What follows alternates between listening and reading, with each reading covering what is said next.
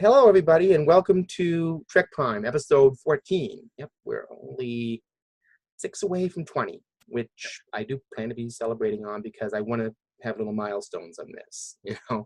And we actually planned again to bring you that story about enterprise concept designs, but between time and getting this organized and finding a way to put the ships up here so you can see them, I haven't had time to really organize it the way I want to. So we're going to bring you another subject that we actually had very early on when we started this project, I believe, didn't we? But we didn't know if it would be too big a thing. But we've been discussing it lately, and that subject is romantic relations between Star Trek characters. And I laugh about that because, Star Trek is so full of people, so full of characters, humans, aliens. They're on starships away from their homes for a long time.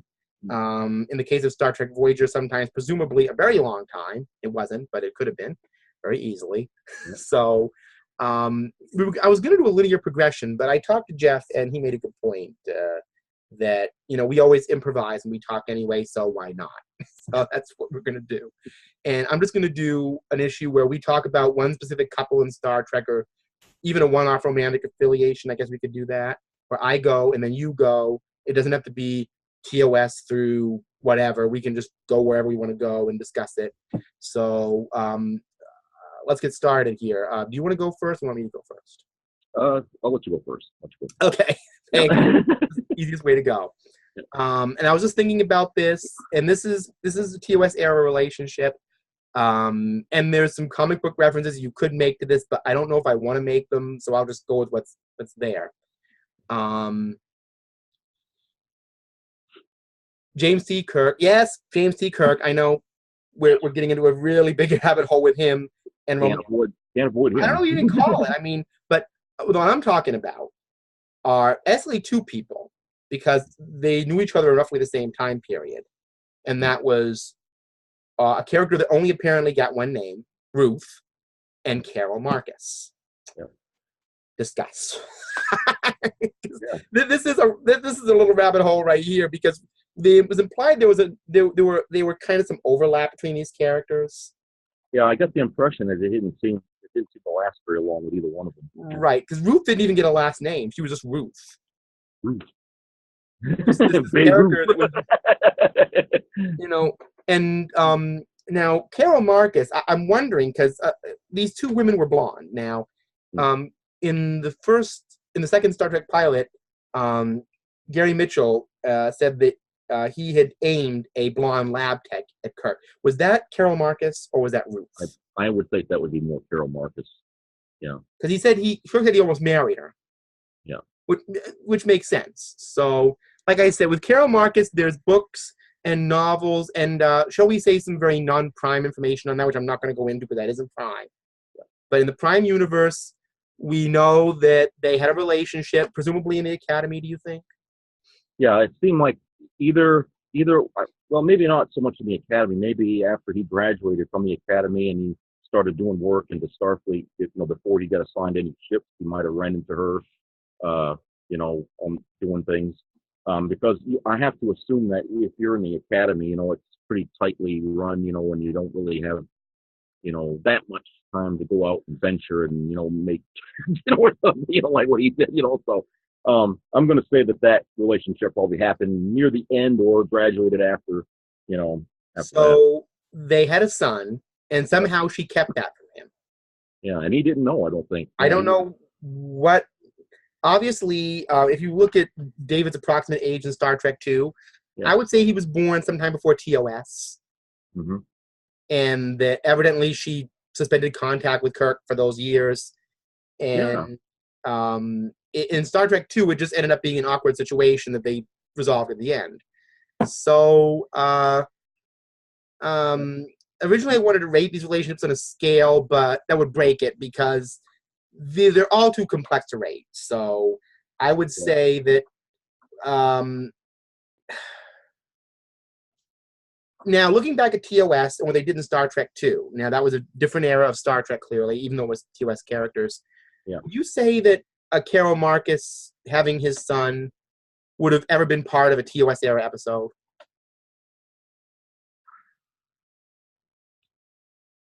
Well, they could have probably done something with that, where he met her in like at the beginning of his 5-year mission, we'll say, and she was probably on a space station or something like that, and they probably were delivering stuff to them and supplies, and they. Or do you think because of David's age at that point, if it would have made Kirk seem like a deadbeat dad? Well, the way, okay, if he knew about the baby, yeah, it probably would have come off that way. But the thing is, she kept that from him because she was afraid, what she said in Star Trek 2, that he'd run off with his father, and Right. So you're saying that he would have been the oblivious one, basically. Yeah. Yeah. Well, I guess that could work out. So basically, that was just an interesting gizmo inserted into Star Trek 2 to give him this backstory with a relationship that he really didn't know had been consummated. But in a way, it was sort of like a follow-up to like what you said with Gary, Mitchell, and right, this little reference that people probably forget, because obviously, if he almost married her. Yeah, I mean, I forgot about it when I saw that, and I was like, after rewatching all this TOS stuff over and over again, and I picked it up, like, oh, wait a minute, I was like, that's yeah, bingo, there was the connection right there from that to Star Trek 2, and I was like, that's the one. So yeah, then that's probably where they got the idea for Carol Marcus is from. Right, because she was blonde. Kirk said he almost married her, and it was implied that they had a son. And well, they had a son. It wasn't implied, they had a son. So she just, like I said, she didn't want him to be kind of pressured into that life in any way. So, that's right. So that's that's the first relationship we've discussed, and any possible weirdness with it. And I guess in the end, it wasn't really that strange. It just kind of came up, and it was there. And now we know that Kirk had this past history we didn't know, and that was about the way it goes. Now, I said there's comic books and novels that kind of fill in a lot more gaps on that. Yeah. But that's non-canon. I don't think it's non-prime, but it's not canon. So, like I said, we got to explore that definition now, because there's non-canon and there's non-prime now, and there's a big difference. And to be honest with with you and everybody watching, I didn't read every single book that they ever made about Star Trek. I mean, I just bought the audiobooks on tape. My bedroom would be completely destroyed from all the weight of the books just going through the floor. I just bought the books that either looked interesting, or I bought the audio tapes. The book in question I'm talking about, or the audio tape in my case, was Faces of Fire, which dealt with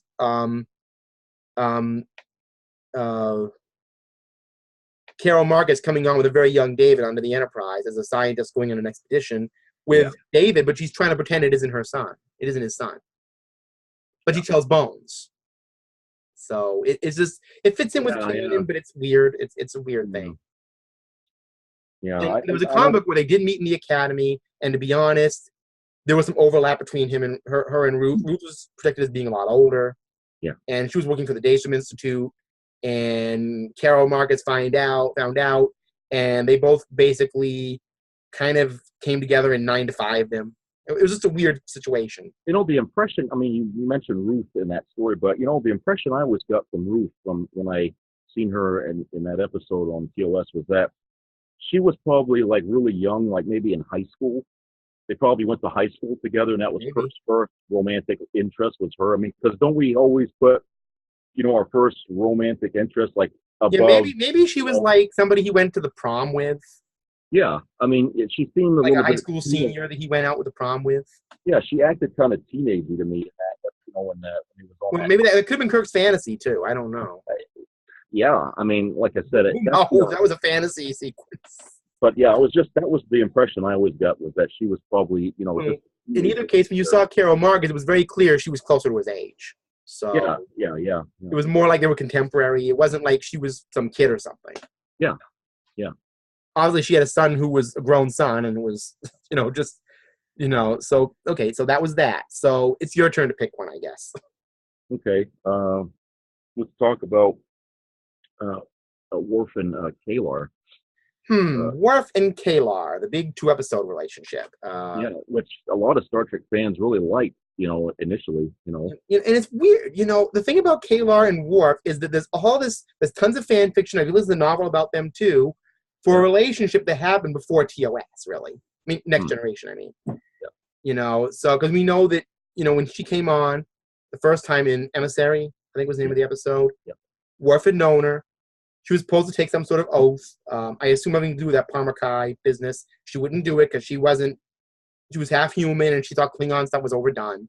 Yeah. And Worf insisted on it ritualistically. And again, she wouldn't. So there was always this dichotomy between them. Yeah. And again, she had a son, I guess at that time, that Worf did not know about. Mm-hmm.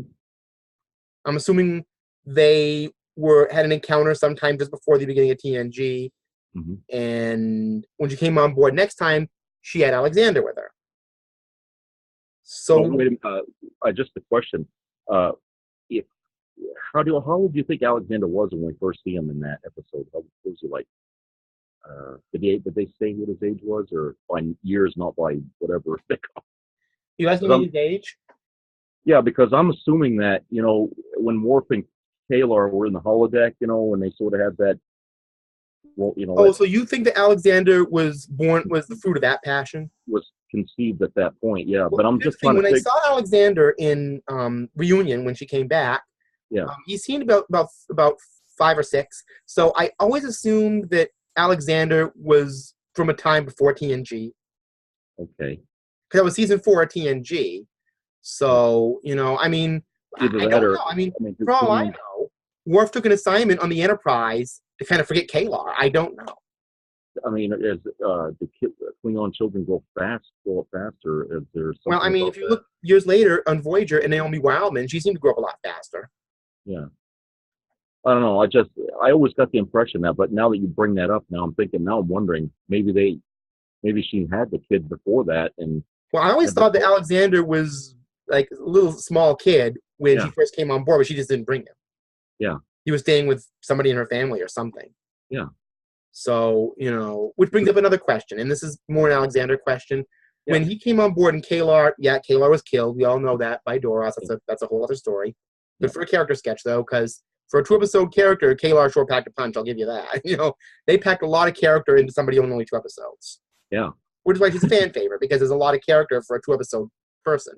Yeah. But Alexander was sent to live with his family. Mm. But I always had the assumption that Kalar had this whole other family. That maybe they were involved in Alexander's life, why they didn't go stay with them. Why Alexander didn't stay with her family or whatever. Yeah, I mean, where was she when she wasn't doing work with Starfleet? I mean, right, she had human family members, she had Klingon ones, so I don't know. Maybe Worf felt obligated. I don't know what the story was, because there's Klingon honor mixed into this and different ways of raising children, so it's a messy thing, I guess, isn't it? Worf and Klingon. Yeah, there's a lot of things that we would like to know about right, because she's half human, half Klingon. Yeah. And by the way, just so you'll know, if you're getting the drift, this is not the first time in this list you will hear about a relationship involving a Klingon-human hybrid character. Yeah. I'm just winking, so you know who you are. Anyway, you know who you are. The point I'm trying to make is that, So this was the first time they did it, and it was not a long-lived one. And this is not the last of Worf either, because there was another one involved with Worf, which we'll get into later. But so with that, I think they established a relationship. They established a motivation for not doing something. But there's a lot you could fill in. There's a book, isn't there? I swear there's a comic. Isn't there some book or a comic that tries to fill some of this stuff in? If there is, I never saw it. I mean, like I said, I didn't read every book that they ever made about Star Trek. Probably some fan fiction out there, because that's a character sketch waiting to happen. They ought to just have a library just for that in itself. I mean, because of the books that are out there on Star Trek. I mean, good God. I mean, there's books on our share as far as fanfic. Yeah. I mean, I don't think it's uncommon at any rate, but basically, here's the thing about the Kalar and Worf thing. I think it was a cross-cultural thing, him being fully Klingon, raised by humans, her being a hybrid with both sensibilities. Yeah. And I think, would you say that perhaps the way Star Trek does things, that the Kalar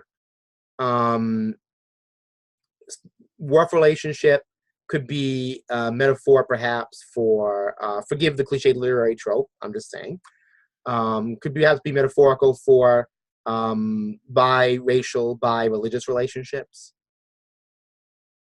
Well, I guess, I mean, you're you're obviously a deeper thinker about things than I am. But when I watched it, Well, that's why I watch Star Trek. I always watch it. because I'm just saying what as just a viewer watching it, I never really picked up on the the religion and the racial thing. Well, I mean, when you think about it, when Alexander comes on, they're having this debate over which culture the child's going to be raised in, Klingon, or basically her thinking of him as being more of a free thinker. Yeah. Like, he's going to choose what he wants to do. I'll just raise him up and whatever. But Worf wanted him to be this strong Klingon warrior type, and he's like, I want Alexander to make his own decisions in life and not feel obligated to be Klingon. Yeah. I guess the way I was looking at it is like, how my father used to expect me to do certain things that he wanted me to do, and it's like, I'm not interested in that. I don't want to do that. I haven't figured out what I like yet. And you're sitting there telling me what I want. And also, parents fighting, let's say, you have a Catholic married to a Jewish person and they're debating what holidays are going to celebrate, that sort of thing.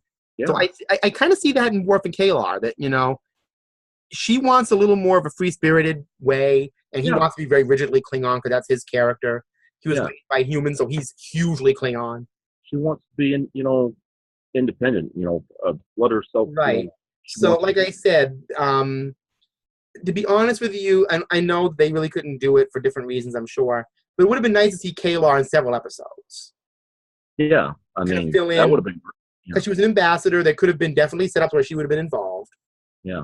I mean, there was an episode in the third season where Worf gets a discommendation, which results in her death, by the way, but later. But she could have totally been involved in that, too. Yeah. I mean, she knew nothing about her. Well, no, she did know something about it, I think, yeah. Well, she found it out later. Maybe she was on another assignment, but they should have had more Kalar, so there was more, because there were some stories there that could have very well been told. Yeah. Because we had this, it's like you powder somebody with fleas. You have this thing where there's obviously this deep relationship between the two, but it ends up, okay, it's established, they go through a mission, the reunion's successful, then they come back later and she dies. Yeah. And fill in the blanks. That's kind of, did Worf keep in touch with her? Did they have other encounters that we don't see? What? I mean, it's something I would like to actually see a Worf Kalar something. Yeah. Because she's a fan favorite. I mean, Plymouth made an action figure out of her in one of their first lines. Yeah, it's true, they did, yeah. And she was kind of a two-off character, but, I mean, maybe it's just Susie Plaxton's acting ability or just the way she carried out the character. Yeah, because the first character she played was a Vulcan, which didn't seem very... Right, she was Dr. Solar. Yeah, and it wasn't really that extraordinary. I mean, but... Right, she was just playing a Vulcan, being Vulcan. Yeah, but then she comes back as a Klingon, and not only does she play Klingon, but she's got a little bit of sass to her. Right, because she's a Klingon-human hybrid. She's got a little bit of a unique sensibility. So this is a unique character we've never seen. There's this thing in Star Trek, if you notice it, where they describe Klingon and human, breeding as being very difficult. That Klingon genetic traits are stronger, that they overwhelm humans, and that conception is iffy. Very difficult. Yeah, very difficult. So Kalar was obviously the product of this miracle thing that doesn't usually happen. Yeah, apparently she didn't come out of the womb with a bat'leth, so it was just... No, I don't think so. I mean, Worf makes it sound like they are, but they're not. But no, so that's a relationship. You're right. These relationships have a lot of complexity that we don't see. So yeah, until you start talking about it, and then you start, stepping into what. I mean, you can fill in the blanks of that Kalar Worf thing. What happened? Why they did what they did? When Alexander came along? How old he was when she brought him on the ship? Like you said, you always thought he was younger. Yeah, because you thought he was a result of what happened in the holodeck. Yeah, and until we started talking about that really never dawned on me that, wait a minute, unless that kid grows up fast, Klingons grow up fast, there's really no way she could have conceived him and have him be... Yeah, I always thought that he was there before that. I'm thinking they knew each other before TNG. Yeah. And maybe Worf, to leave the pain of it behind, took that assignment on the Enterprise D. Yeah. And Alexander was already there, so... Yeah. But like I said, it might be like a David Marcus thing. He didn't... maybe she didn't tell him, and she just had the baby alone. Yeah, probably. And then, because she said that if you know about Alexander, you would insist that we take the oath. That's right. Anything. So obviously, and we know that she found her Klingon side to be difficult, and she didn't really want to embrace it too fully because it was a side of her she didn't like. Yeah, she didn't like it, yeah. So maybe she didn't want Alexander to bear that burden. Yeah, and maybe that's why she was being so kind of vague about why she didn't want to marry Worf at that time on the holodeck. Right. I think it was clear because she did not want to be Klingon that way. She didn't want to be so overtly Klingon. She wanted to have her own way of thinking, and she wanted to do that with Alexander too. Yeah. Just raise him as a child and not have him have to be so rigidly Klingon, where Worf held on to it so much. Yeah. Like I said, I see a balance between, and this could be a rabbit hole right here, between biracial couples. Mm. You know, and there's actually a show that dealt with this. A friend was talking about it. Suppose you have this, I'm just using a real world analogy, this activist black college student who marries this generic white man who comes at her like, well, if you were with me, you wouldn't have to protest so much. That's always the vibe I get from Worf and Kalar. Yeah. Like her saying that, you know, if we were together, you know, you would be a little more free somehow. Yeah. Because, you know, Worf is sticking to his Klingon. So I see allegories there between things. That's the way I look at Star Trek, though. I've always, because Gene Roddenberry said it was that way. You know, that it was like it's happening on another planet, but it's something earthly. Yeah, right. And, you know, I guess me coming from even though it wasn't this way in my family, coming from a biracial family myself, you know, there were mentions of conflicts like that, you know, certain understandings that people had from other sides that, you know, I read that could have been a really interesting thing if they played that out. Yeah.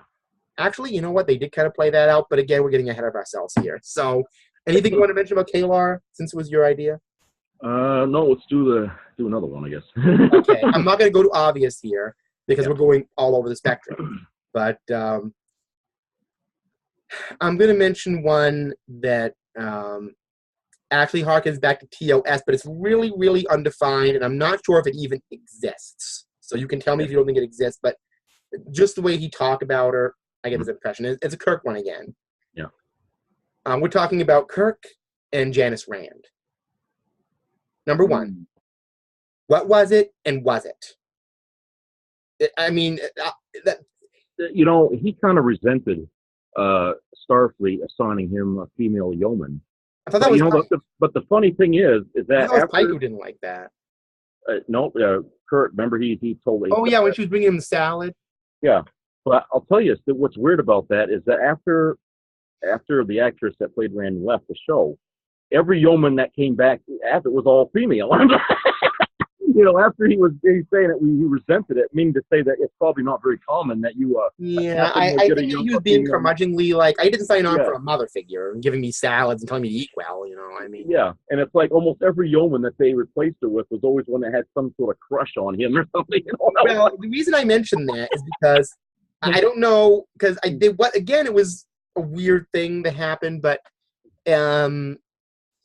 I always had this impression that he knew Rand somehow, because in Charlie X, he's pursuing her. Charlie Evans is pursuing her, and he goes into this thing, there's a million things in life you can have and a million things you can't. Mm-hmm. And he said the years are wrong, and there are other concerns. Mm. That kind of opened the door, like, is the other concern you?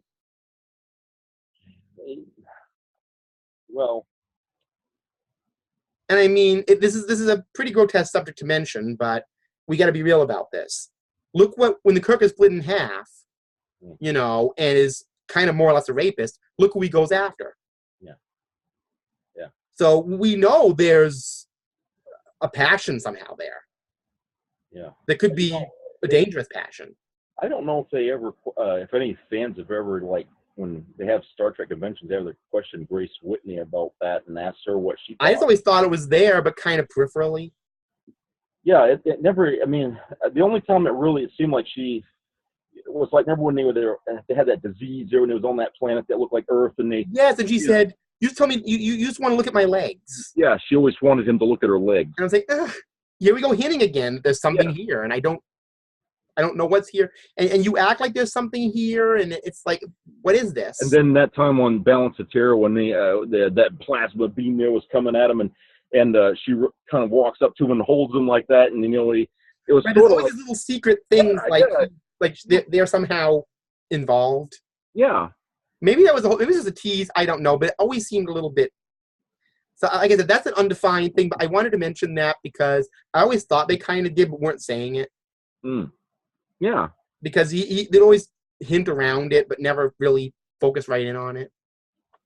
Yeah, I mean, obviously he was probably of the thought, the way, Picard was about having relationships as a captain on a ship, it's just the crew shouldn't see it. But, he was kind of fighting his, he was a young man and, he's fighting his, hormones basically to, try to, withstand that. And it just seemed like, he just didn't want to, give into it. But, it's a struggle. And having her there, I mean, obviously, it was obviously a distraction that he didn't want to have. I mean, his passion was to command a starship and to, do that. But if he felt like, he's always got this burden that he puts on himself. Actually, about 430 people he's got to be responsible. I think you just described pretty much every Starfleet captain's issue with romance right there. Yeah. That they're responsible for their crew and their ship is their mistress. Yeah, they don't want to see. You just described the whole thing there, pretty much. They don't want to they don't want to be seen as having a favorite. Like the crew feels like, oh well, he's going to save her before any of us. That creates a seat of dissension there. Yeah. So we kind of had a framework there for that. So anyway, I guess that's kind of that with Rand. It's more speculative, but I just wanted to mention that because that's always kind of bugged me. Like you're again with Fleas, you two are involved. And you're trying to tell us. Yeah. But you are, and you're hinting it all the time. So I guess I'm going to go to your turn there because I can't. What? Well, just one more thing. I mean, if they'd have kept her on the show, if she'd have stayed, I think that would have dragged on season after season after. Then they would have dragged that thing on. Oh yeah, they never would have resolved that. Because look how many other yeomans they kept putting him in, and they were doing the same thing, and he wasn't. They just wanted him to be a guy that his focus was just the ship, and to reiterate that point was to keep tempting him all the time. So you think that the relationship between them was one-sided? It was really her having a crush on him? No, he had a crush on her, but his principle of being the head of the ship and having to have the shared responsibility. Right, he made it awkward. Yeah, he just wouldn't give into it. So okay, so I guess that pretty much gives us a rationale for most of this video, but. You're right. I mean, what Harry Mudd was actually, and I would never give him credit for being right. Yeah. Starfleet captains are always married to their ships. He's probably right. Captains of the navies of the world have always, it's like they always call their ships she's. They always assign this. Which I think, after the next generation, it's like, haven't we evolved, at that point where we can feel safe enough where our captains can have wives now? I mean. Especially when you're bringing families out into space. I mean, what's the problem? Deep Space Nine got into that. Yeah. I mean, what's the problem? So, okay, we can actually dovetail into another one at this point, but since it's your turn, I'll let you go here because we just discussed a related one the other night, but you go into what the next one you wanted to talk about. Well, we could talk about, Cisco and, what was her name there on the wife or his other one? Oh, the wife, Oh, Jennifer. Okay, so... Yeah. Okay, so they're married. They have Jake. She dies. He's raising Jake as a single father. Yeah. Then he meets Cassidy. They go to the mirror universe. Yeah. And there's another Jennifer there. Yeah. And Jake wants a mother in her, but she's not the same Jennifer. Yeah, it's different. Yeah. So basically, that's the story. I mean, it seemed like he and Jennifer were tight. It was sort of like for him, it brought things into conclusion where he didn't really have that chance. I mean, obviously, it seemed like that she was a strong person. He was a strong person. They were ready to have a relationship. They had a child. Yeah. Jake didn't turn out to be a disaster area, so obviously somebody did something right there. Yeah. So to be honest, I like Jennifer better than Cassidy. I mean, okay, so let's go to Cassidy. Now, I know this is the easiest thing to say about Cassidy. Is that she ended up kind of being a traitor, not to Cisco, but to the Federation. Now she's not a Federation citizen, but I had problems with that, because so did I. I had a lot of problems with it on a number of different levels, but she's not Starfleet, and as a civilian, I mean, you can't. How do you stop a civilian from helping out a civilian? The way I looked at it was is that Cisco had gotten close enough to her at that point when he kind of personalized her character. Like, if she's with me, she's gonna have to be really moral and really correct, and you know, and she was doing what she was doing. She, like you said, she didn't have any allegiance to anybody. Yeah. I mean, it's like going, okay, let's just say she's working for UPS, okay? And UPS is delivering goods for, you know, people that are, you know, like the Maquis or something. I mean, what are you going to do? Are you going to go arrest UPS or, you know, lock them up for helping out? I mean, come on. It was like, it's a civilian cargo ship.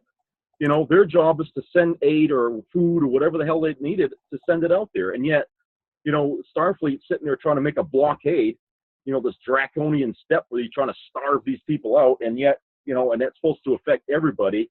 I mean, that, to me, that seems so crude. And, well, you know, the relationship between Sisko and the Maquis could be a couple of podcasts. That's a whole other thing, because you know, he was almost an admiral type where he was devoted to the uniform more than anything.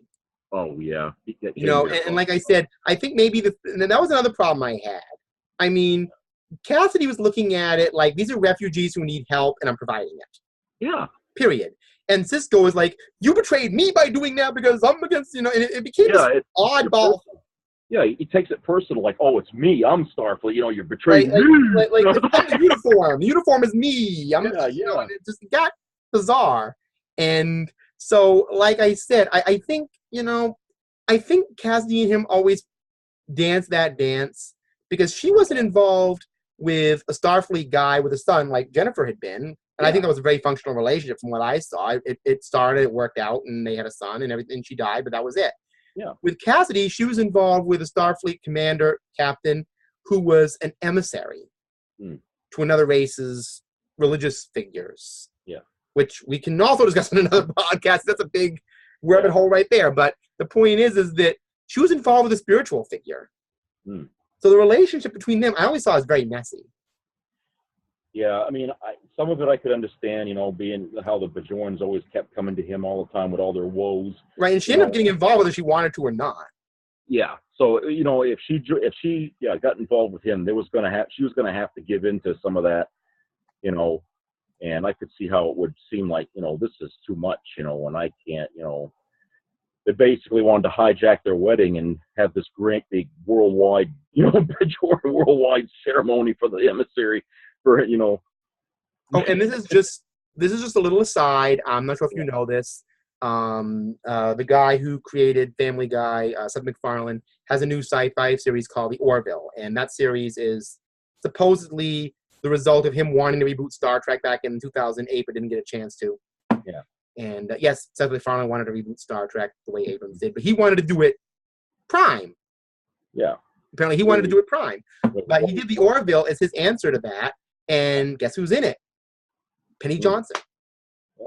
So, you know, of course, typecasting, whenever I see her, I think Cassidy Yates, because, you know, that's me. But anyway, I just wanted to add that in as an aside. So, yeah, the Sisko relationships, you're right. I mean, even though we saw very little of Jennifer, the Prime one, not the Mirror Universe one, it seemed like that was workable. It just seemed like that worked. I almost kind of was hoping that maybe the Mirror Jennifer would just sort of like jump back to the other side, you know, maybe kind of going back and forth. Yeah, because they seem like they could work. Jennifer and even the Premier seemed like a strong character. Somebody who would be Sisko's ideal soulmate. That character would have been more interesting, because she'd have been jumping back and forth between universes trying to help out on there, and then she'd have been back. But instead they made this divide. The Mirror Universe is always divided loyalty if you look at it. It's yeah, I know. The Mirror Universe always has divided loyalties. You know, there's never anything secure. Whenever they do it on Deep Space Nine, whenever they did a Mirror Universe episode, it was always done half-assed, and it wasn't. I never really. Yeah, well, how they enslaved the Terrans and everything. Yeah, I mean, if you know, there's fans out there in the Star Trek fandom that really like the Mirror Universe, and they wish they would take it serious. As it was done in TOS. Yeah, I mean, and make it serious. Don't make it, you know, silly like it was sometimes on Deep Space Nine. You know, with things that were going on there. You know. Where they had Garrick tied down with a chain like a dog and all that. Yeah, and Worf acting like a fool there on the bridge, and he rips his chair off the floor and flings it across. I mean, it was like, what the hell is this? That Klingon trope, everything being overly violent for no reason. I know. Everybody was so, you know, wacky, and, you know, and nothing made any sense. You know, the handy villain is what you're saying. Yeah. And whatever that intended cure was supposed to be. Mm. Speaking of hammy. Yeah. That was intensely hammy, but that's another conversation. So, and Romance in the Mirror Universe, don't get me started with that, whatever that. Over there, that's whatever. You know, we're trying to dodge some mines here as we're going on this thing. I mean, to be honest, that's to make sure we keep our family quota up. The Mirror Universe is basically 50 Shades of Star Trek. That's what that is. 50 Shades, yeah. That's what that is over there. That's just, you know, okay, I get it. Intending cure is a dominatrix and a story. That's what that is. Yeah. That's a fetish send up. Anyway, and a story. But I'm just saying that, yeah. So in terms of the, I mean, when I watch it, that's all I see. It's like, okay, this is a dungeon. This is some sort of weird cosplay thing you're doing. That's what Deep Space Nine ended up being, like some sort of cosplay thing. Yeah, like, you know, let's just screw around with the characters, you know, just for the hell of it, you know. You know, and just make it like some sort of Romanesque thing, like everybody just having an orgy. You know, that's just how they did it. Yeah. Where in the original Mirror Universe, what they did is they had the characters be the opposite of who they were. Yeah. Just like flip them around. Where in the other one, they just made them absurd. Yeah. They just made them madmen or, you know, madmen or something like that. And there are people who actually rewrite the Mirror Universe as the Terran Empire having Picard in it. There was a Next Generation novel called Dark Mirror. Yeah, I remember that had that. Picard in that context. Yeah, I mean, some people didn't like the idea that the Empire was defeated in the Deep Space Nine, and that they wanted the, you know, they wanted to have the Empire. Maybe that's why in Enterprise they brought back the old Terran Empire idea. That's right. Now, although they did a whole theme song with it, where they had Zephyr Cochrane shooting the Vulcan. That was supposed to be a serious scene, but I laughed my head off. Well, the idea is this is like this is how strange the universe is. Welcome to Earth. Really? How is he going to try to make the Mirror Universe? These people walk around with heavy artillery all the time, and I'm like, holy shit.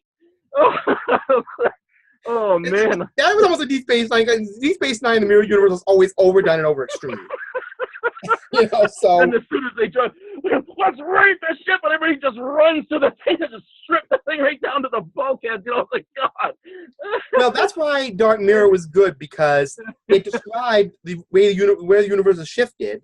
Is they were both very similar up until eugenics wars, where humanity decided they didn't want to get wiped out again, so it developed into this huge imperial thing. Yeah. And if you remember, didn't they have like this Apollo astronaut on the moon with the Terran Empire flag? Yeah. You know, I always got the impression that in that universe, the Roman Empire never fell, that it somehow got carried over. Yeah, it just kind of seemed that way. Like the bread and circus is only on the real Earth. Yeah, it just spread throughout the world, and it just became the thing. Everybody did. No, but then again, as you can see, everything in the Mirror Universe is turned dark because the Bajorans are basically dominatrixes. Yeah, well, now they're the ones playing the role of you know, the oppressors. The Klingons, I guess they're really not that different, except more cartoonish in the Mirror Universe. Yeah, which was weird that they didn't try to do something different there, because it just, you know, it's like well, what would the Klingons do like in the Mirror? They could have made the Klingons total pacifists. That's a bit of a stretch, but still, that could be a mirror. They could have been part of the resistance against the new, like the Cardassians and Bajorans and whatever. But like I say, it's just a weird thing. But anyway, that's way off subject. But yeah, I know. We're doing the Mirror Universe now, but the Mirror Universe, Jennifer coming back and kind of, you know, being more interested in pursuing this relationship with Sisko, and kind of somehow nurturing Jake, even though it's not really his mother, would have been interesting. Yeah, I mean, I kind of like the, you know, O'Brien's counterpart in the Mirror Universe too. You know, what was his nickname there? Smiley. Yeah, Smiley. Because the Mirror Universe Sisko didn't like his gloomy nature. Yeah. You're like, I don't like Miles, so I'll call you Smiley. Yeah. You know. Yeah. Because, you know, again, Mirror Sisko is extraordinarily hammy. Yeah, I didn't like that. Yeah, I didn't like that. You know, and all the Mirror Sisko had that bizarre laugh, like they always give these Mirror Universe these slightly whiplash, mustache twirling villain aspects to them. Yeah. You know, but anyway, let's get out of the Mirror Universe here. But anyway, that could be a whole other subject we can do. But anyway, actually not a bad one. But half did it anyway. So, in terms of characters, yeah. Are you done with that one? Because you bought me on another one, which we actually already discussed this, but it's related. So, yeah. I don't know how. I don't think I know what I've begun here, but unless you have something to say about Jennifer and Cassidy and Ben Cisco. Nope. So if they are, they are. I think if we go back on that. Cassidy was just Jake fixing his dad up. That's what that was. So it was just a fix up, and it worked out. But it was weird because he was a religious figure, and she was a free agent, and he got upset because she betrayed his uniform, which was so important to him. But anyway, you discussed that. So the next one I'm going to mention, and I'm going to cue what's probably going to happen here: O'Brien and Keiko. You know we had this discussion the other night. Yeah. And that was a long one, too. Let's condense it and recreate it here. Okay. You want to go first on this one? Well, my opinion on the two is that I never liked the couple together. Yes. I didn't like Keiko. I never liked her character on the show. It was just, she seemed, like she's always got a cramp about something, and she's always, it's just like, O'Brien, they didn't seem to have a connection, a chemistry, right, with the actors on the show to begin with, to have them get married and all this stuff, and it just never seemed to click. I mean, there was more chemistry between O'Brien and Dr. Bashir than there ever was between exactly. and him. And when you mentioned lack of chemistry, it's almost like that became the basic component of their relationship. Yeah.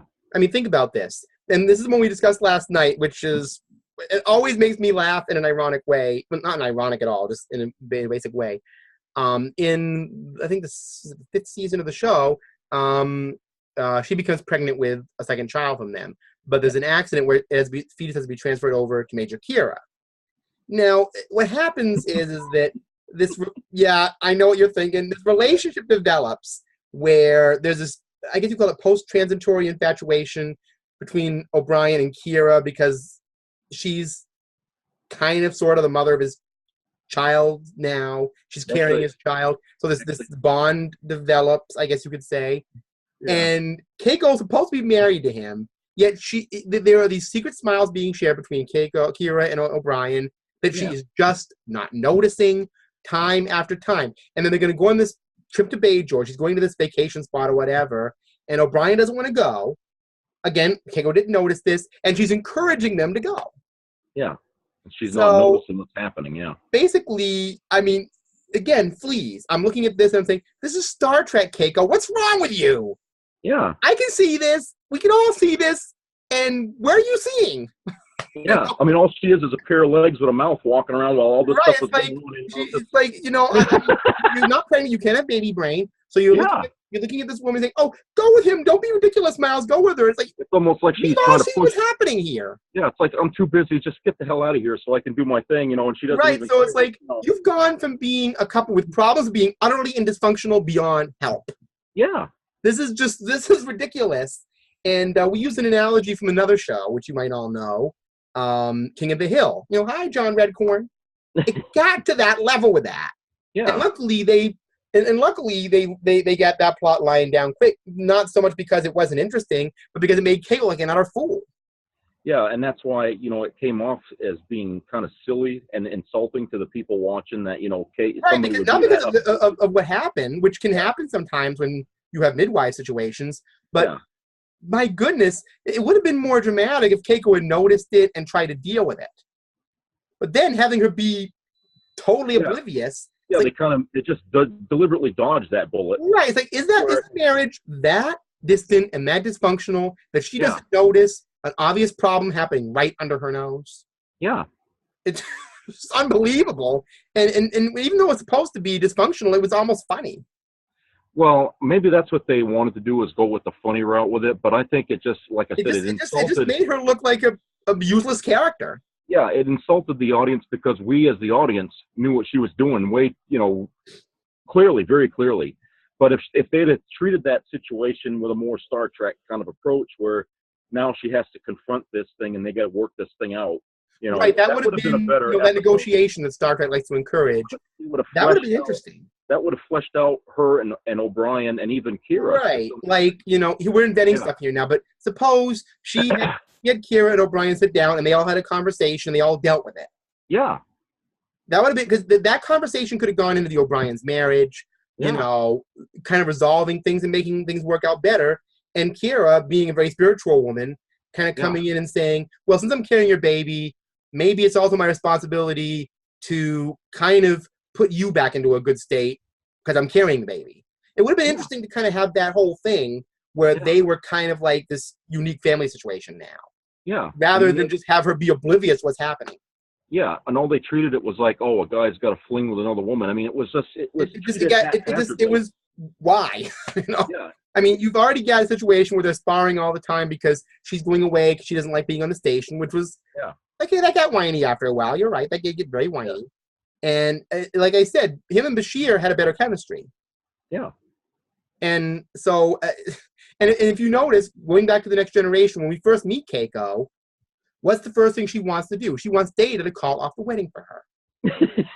So this is the first time we meet O'Brien's fiance, a character we've gotten to like because he's been on The Next Generation for a few years, and she wants to call off the wedding. So you're setting her up right there, not to be confident in the relationship. And really, that's kind of where my dislike for that character started. Was there because I was thinking I wouldn't have liked to have best for her.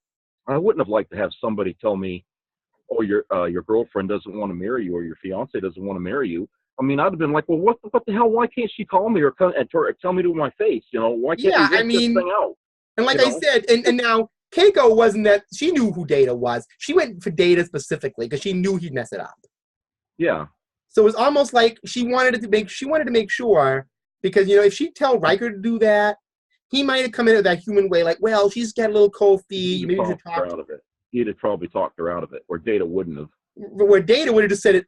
Well, as we talked about that Cosby quote, Data would put it on that Android trash can lid, not intending it. Yeah. But he would just do it in that logical, computerized way, which would upset O'Brien because he was also nervous. And somehow in the end they work it out. I don't know how, because like you said, if somebody did that to me, that would be the end of that conversation. Yeah. I mean, if somebody said, "Hey, Jeff, can you deliver this message to so and so and tell them I don't want to go through with the wedding?" My first thing would have said, "Well, what's wrong? What's going on?" You know, because she didn't want that. She didn't want Data to get inquisitive about that and ask her or try to talk her out of it. She just knew Data would take the message like a computer would, like an email, and he'd just run right over there to it and say, "Oh, by the way, I got this message," you know, and say blah blah blah blah, you know, and just drop the hammer on him. Right, and he will guarantee. You know, your satisfaction. She's canceled the wedding. You know, here they're totally didn't understand what he was doing. And I don't even think O'Brien was that mad at Data. I think he was upset because of the fact that Keiko went to him to tell him. That's right. I can almost see in the quarters. Why did you get an emotionless android to tell me what you wanted to tell me? Yeah. You know, you know? So like they set her up to almost be very cold. To almost be this unlikable kind of useless character. Yeah. Who couldn't even get a human character to go tell her fiance that he had cold feet. Yeah. I mean, now people have cold feet all the time, but usually they go to the partner and they discuss it, or they send somebody they know and trust. And I guess Data introduced the two. I guess that was the whole thing. Yeah. But still, she knew he was an android. Yeah. And then she kind of knew he'd mess it up. So I was like, you're already setting this thing up bad. So Keiko is not presented in a good way to begin with. That's right. Yeah. You know, so with this, I know it's almost like they intended that couple to be dysfunctional from the beginning. Yeah. So I brought that up because we discussed this a long time, and you know, but then again, it went with Deep Space Nine because remember the whole darker and grittier Star Trek approach. They didn't want. So they made O'Brien more angry, I guess. You know, everything. You know, he kicked stuff and everything, and you have a temper, which he never did on the Enterprise. And then they made Keiko more unhappy, like, "I don't want to be on this station." Right. You know, as if Keiko wasn't unhappy in the beginning of the marriage. Yeah, and now she's really unhappy now. Because now they're like, she looked at the station like he was living in a gutter, you know. Right. So, like I said, that whole thing, I'm surprised that survived all of Deep Space Nine. Yeah. Just, you know, it was just, and like I said, the one thing that was a little bit tragic about that, though, to me, they had a kid growing up in the middle of that. Yeah, not and they they were never fighting really. so much, but the fact he's having an absent mother all the time. Well, yeah, but she'd take the kid. Oh, I shook Molly with her, yeah. But Yeah, still having I the mean, absent father yeah, and and the kind thing of of it just is poor O'Brien. Most of the time you never get to see his child. I mean, it was like, right. So it was the absent father. You're right. yeah, So the whole attitude was that like this isn't. I mean, now I get it for the times. They wanted it to resemble contemporary couples in real life who had situations like that. yeah, But I even guess. still, I think it would have been worked out better because the only reason she was away is because she was complaining about how bad things were on the station. Mm, She had the school. I guess she stopped doing it because there were no children left on the station after the Dominion. yeah. And they burned it down. So basically, it just was like she received the bad luck. She didn't deal with it well, so she wanted to go. So I don't know. Would it have been more interesting if the couple broke up and they dealt with O'Brien dealing with that? I don't know. It seemed like it wasn't functioning. Yeah, I mean, whenever there was an episode about Keiko and O'Brien, I really wasn't really interested in watching it. And Or, then, of course, she gets possessed by the Pa Wraith, and still the uh, chemistry isn't there. yeah, it's like, what's the difference between the Pa Wraith Keiko and the normal Keiko? I mean, It's like both are kind of cold and distant. yeah, I mean, I was like, get all right already. Let's just ditch the story and go to the next one here. Except one is more whiny, the other is evil, but still the Yeah, characterizations aren't that whiny distinct. whiny with a purpose. Right. Whiny with authority, if you want to look at it that way. Yeah, So, like I yeah. said, you could call that kind of a train wreck, which would lead. Now we're going to go into Star Trek Voyager, which we also talked about the other night. Yeah. Oh boy. Which one?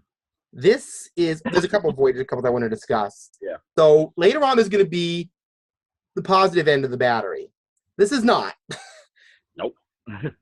I'm going to talk about, and I don't know why I even talk about these people because this is another one of those deals, like I told you the other night, where it's like, yep, it's them. I wouldn't blame you. Mm. Seska and Marge Kala.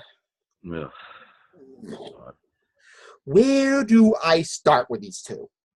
Okay. You can't. So Seska, I'm sorry. Where do I start with these two? Because they never had a beginning. They just all of a sudden were there. I mean, it was like, Well, yeah, that happened. But yeah. anyway. Okay, so Seska is a Cardassian agent who has been gussied up to look for Bajor, and we established that in Deep Space Nine. There are operatives who do that. Mm-hmm. As you said, from the moment she came on the ship, she seemed grumpy, sleazy, deceptive. Yeah. She never came off as a hero character. Nope. She came off as a person who was willing to betray, and she didn't like Janeway. You mentioned that. She did not like Janeway from the start. You get that impression. She did not trust Janeway. She was a Maquis, if I believe. Yep. And the other Maquis are trying to integrate back on the ship. Some of them are Starfleet people, some of them are not. She clearly hasn't integrated. It's like, we should get him home. Janeway's going to screw this up, blah, blah, blah. And even B'Elanna is starting to doubt her a bit. Yeah. She and Chakotay have a relationship of some sort. I guess there's some. Yeah, apparently when they were Maquis or somewhere, even. And then when they first start getting heavy, what does Seska do? She basically betrays Chakotay. Yeah. And then they find out that she's betraying the Kazon to them because she doesn't like Janeway. Yeah. So she comes back on the Kazon ship to say that she is pregnant or she's impregnated herself with Chakotay's DNA. So she's involved with Marge Kala, who is the head of the Kazon Nistrum, who is, and the Kazon are basically low-budget Klingons. They're scrappy, very sexist. She's trying to control Kala. He's abusive to her. And then Chakotay, out of desperation, suggests an alliance between the Kazon while she's in it. And when I saw that, I said, he didn't really like the idea of any. He wanted Janeway to pick a different. I think it was a different sect of the Kazon. Right, but they end up picking the Oglamar. Yeah, because who was it that suggested that? I think it was Neelix, or no, it wasn't Neelix. It was one of the other characters said that we should go with them because we know, them more than we do the other sect members or something like that. Right, but then again, you got Seska and Kala to deal with. Yeah, and as we joke about it. Their relationship is basically it's basically an episode of the Jerry Springer set in the 24th century. Yeah, I mean, if you're gonna the epitome of dysfunction. It's doomed to fail if you try to join with them because Right, because those two are not even stable together. Yeah, they're constantly trying to step on each other's necks. Right, like I said, it's a Jerry Springer thing in space. It's obnoxious. Yeah. And like I said, with Star Trek villains, usually when a Star Trek villain dies, you usually have a thought process, or you may feel even some empathy. Like Voyager did that with the Krenim. Yeah. Even though he had this strange way of doing it, we had that Anorax guy whose motivation was about saving his family and everything, even though he was going about it in a screwball kind of way. You can kind of identify a little bit more the villain and feel mixed things. Yeah, you could see his point, or in his way, and understand. Right. I wouldn't say he was doing it the right way, of course, but I'm just saying that he had a point behind it. Yeah. Whereas Seska just wanted to cause trouble, plain and simple. Yeah, her hatred of the captain. It was right. She was just like a bitter, jealous person. Yeah. Who just wanted to cause trouble, and she was with a guy she wanted to control, and he was trying to control her. Yeah. And there's an episode of Star Trek where they have this race of people who communicate in gestures, and they don't like Janeway putting their hands on their hips. Yeah. I'll react to Seska the way they did with Janeway. Please make her quiet. That's basically. Yeah. Go away. I don't want to see you again. And Janeway puts her out of the office, and we don't. Every time we see her, she's saying, "Oh, Chakotay, I have your baby. Remember that?" And get her off the screen, go back to some good stuff. So, okay. They decide the Kazon are not effective villains, to say the least. Yeah. Seska is not winning any awards.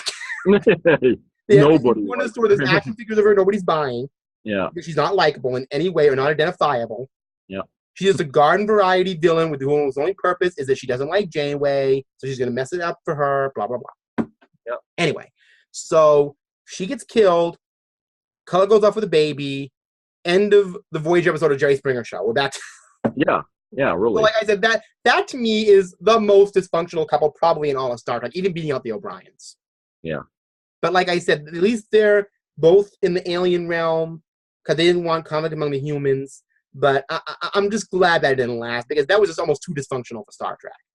Yeah. It just, like I said, I don't know why they lingered on it so much. I don't know why anybody in the ship would ever want an alliance with those two.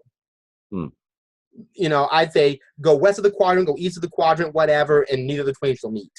Yeah. That shouldn't have happened. That's an open and shut case with those two. Yeah, they got tiresome. They got really tiresome there. When they quick. Quick. When they finally left that area of the galaxy, I was like, thank God. Now, I don't have to worry about a Seska episode again. Let's see something new now for a change. I mean, right? No more of these Kazon and Seska being obnoxious. Get them away, dragging the show down. I'd have my head set on fire and put out with a sledgehammer than watch any more of that. It's like right. I mean that like I said, basically to use a contemporary analogy, I'm not watching Star Trek to see Chakotay's baby mama drama. Get her out of there. Yeah. So that's what that was. So anyway, who would be your next choice? Well, I was going to think about Harry because he didn't really have an opposite. Who? But Harry Kim. I mean, Kim. he didn't really have. That's the opposite trope. Yeah, I mean, but it always, the poor guy. I mean, he's just like nothing ever seemed to. I guess before he left, he had. Right. A girl that he knew before he left on Voyager. Right, he had that woman, Libby. Libby. But I don't know. It just seems like nothing he ever did was ever worked except when he did his job on the bridge, and everything else was just Well, we discussed with Harry Kim even in the character profile, he almost existed purely to be a lightning rod. Yeah. Like everything in the ship would progress, but Harry Kim would be the static character that never moved. Yeah, and he never did. In any way, I mean, no, not rank wise, not love like wise. I mean, it's just. I mean, we established in the first episode that he was going to be Tom Paris's buddy. Yeah. That never changed. He had a girlfriend on Earth. He didn't have anybody on the ship. That never changed. I mean, even though he tried. I mean, one thing did change. He switched musical instruments. He started playing clarinet, but he ended up playing saxophone. Yeah. That's about it. That's all. Yeah, that's his character arc. He switched musical instruments in the middle of the show. But that's about it. He didn't even change his haircut, really. He didn't get another pip in his uniform, which is a whole other story. Yeah. I mean, his character never really evolved at all. And the thing is that there was almost a trope in there where it's like, this guy is never going to succeed in romance. And I was going to say we could lump Geordie LaForge into this, but his character actually evolved in other ways. Yeah. Where Kim's did not. Yeah. But in the sense that, one of the tropes of Kim is that he was romantically unsuccessful. Yeah. He ended up having crushes on all the wrong Borg or hologram or the wrong twin. Or twin, the wrong twin. and Tom Paris only was there to basically remind him of all of this every time. Like, why aren't you evolving? Why isn't this happening? Why am I going on in my life? Why is everybody else? Why are you staying here? Is it you? Is it the ship? Are you being infantilized? What's going on? Yeah. Because, when he did fall in love with an alien, which was interesting, it gave him a little more dimension, I'll say that. Yeah, really. When it finally happened, it was somebody that he couldn't stay with. Right. So, there was something happening to him. But and like I said, I never had the remote out when Harry Kim came on. I wanted to see what was going to happen to him. Another thing about that episode that ticked me off was Janeway. When he got sort of like an illness from her or something like that, and then Janeway just kind of like cuts his legs off front of him. Yeah, and then at the end, it's better to do something like that. Right, and she this hardcore lecture, and then he kind of gives it back to her. So in the end, she comes in and says, "Well, I like you differently from the others." It's almost like she wanted to keep him that way. Yeah, and she like this little like this little baby type figure. Yeah. But he started out a fresh-faced ensign, I believe his first assignment. Yeah. His first assignment was going to be on Voyager. And, after going through all this, Species 8472 tried to eat him alive. Yeah. This guy had been through a lot. Yeah. Why not give him a pip? Give him more to do on the ship, except put him on the night shift. Yeah. It's almost like Janeway wanted to infantilize him in a way. Yeah. Like, I always use this little ensign who came on the ship, and I want to keep you that way as my little ensign doll in the corner. Now, this would have been freaky as hell. Let's imagine that Voyager didn't get home in just 7 years, and 20 years later, he's still an ensign. Oh, man. Come on. Do you think the fans would have sat still for like 80 years old, you're an ensign. Yeah. Well, I'm 60, but I'm just 50-year-old ensign. Come on. Yeah, you're the oldest ensign in Starfleet. She's promoting people who weren't even in Starfleet, like Tom Paris, for God's sake, giving him... Well, she demoted him and then promoted him. Yeah, so, she's sitting there throwing pips at this guy, and then Harry Kim, when he gets in contact with his parents later on Pathfinder, his mother is, saying, actually quite sensibly, have you been given a rank promotion while you're out there? Good question. Yeah, really? And he says, well, there's not a lot of ranks to go around. Oh, come on. They gave Tuvok another pip. Yeah. They gave Tuvok another pip, and he was already a lieutenant commander. Yeah. So, if you can give him another pip, Harry certainly deserves another pip on his collar. So, Harry would have been a very disgruntled crewman on that ship, if they'd have stayed out there any longer. I guess it's glad that he went back, but he still had some hope left. Yeah. Now, it implied in the future that was created that he eventually became a captain. Yeah, and look how old he was. He was like in his 70s. So it's like, what is this guy just... Is he going to be the lightning rod forever?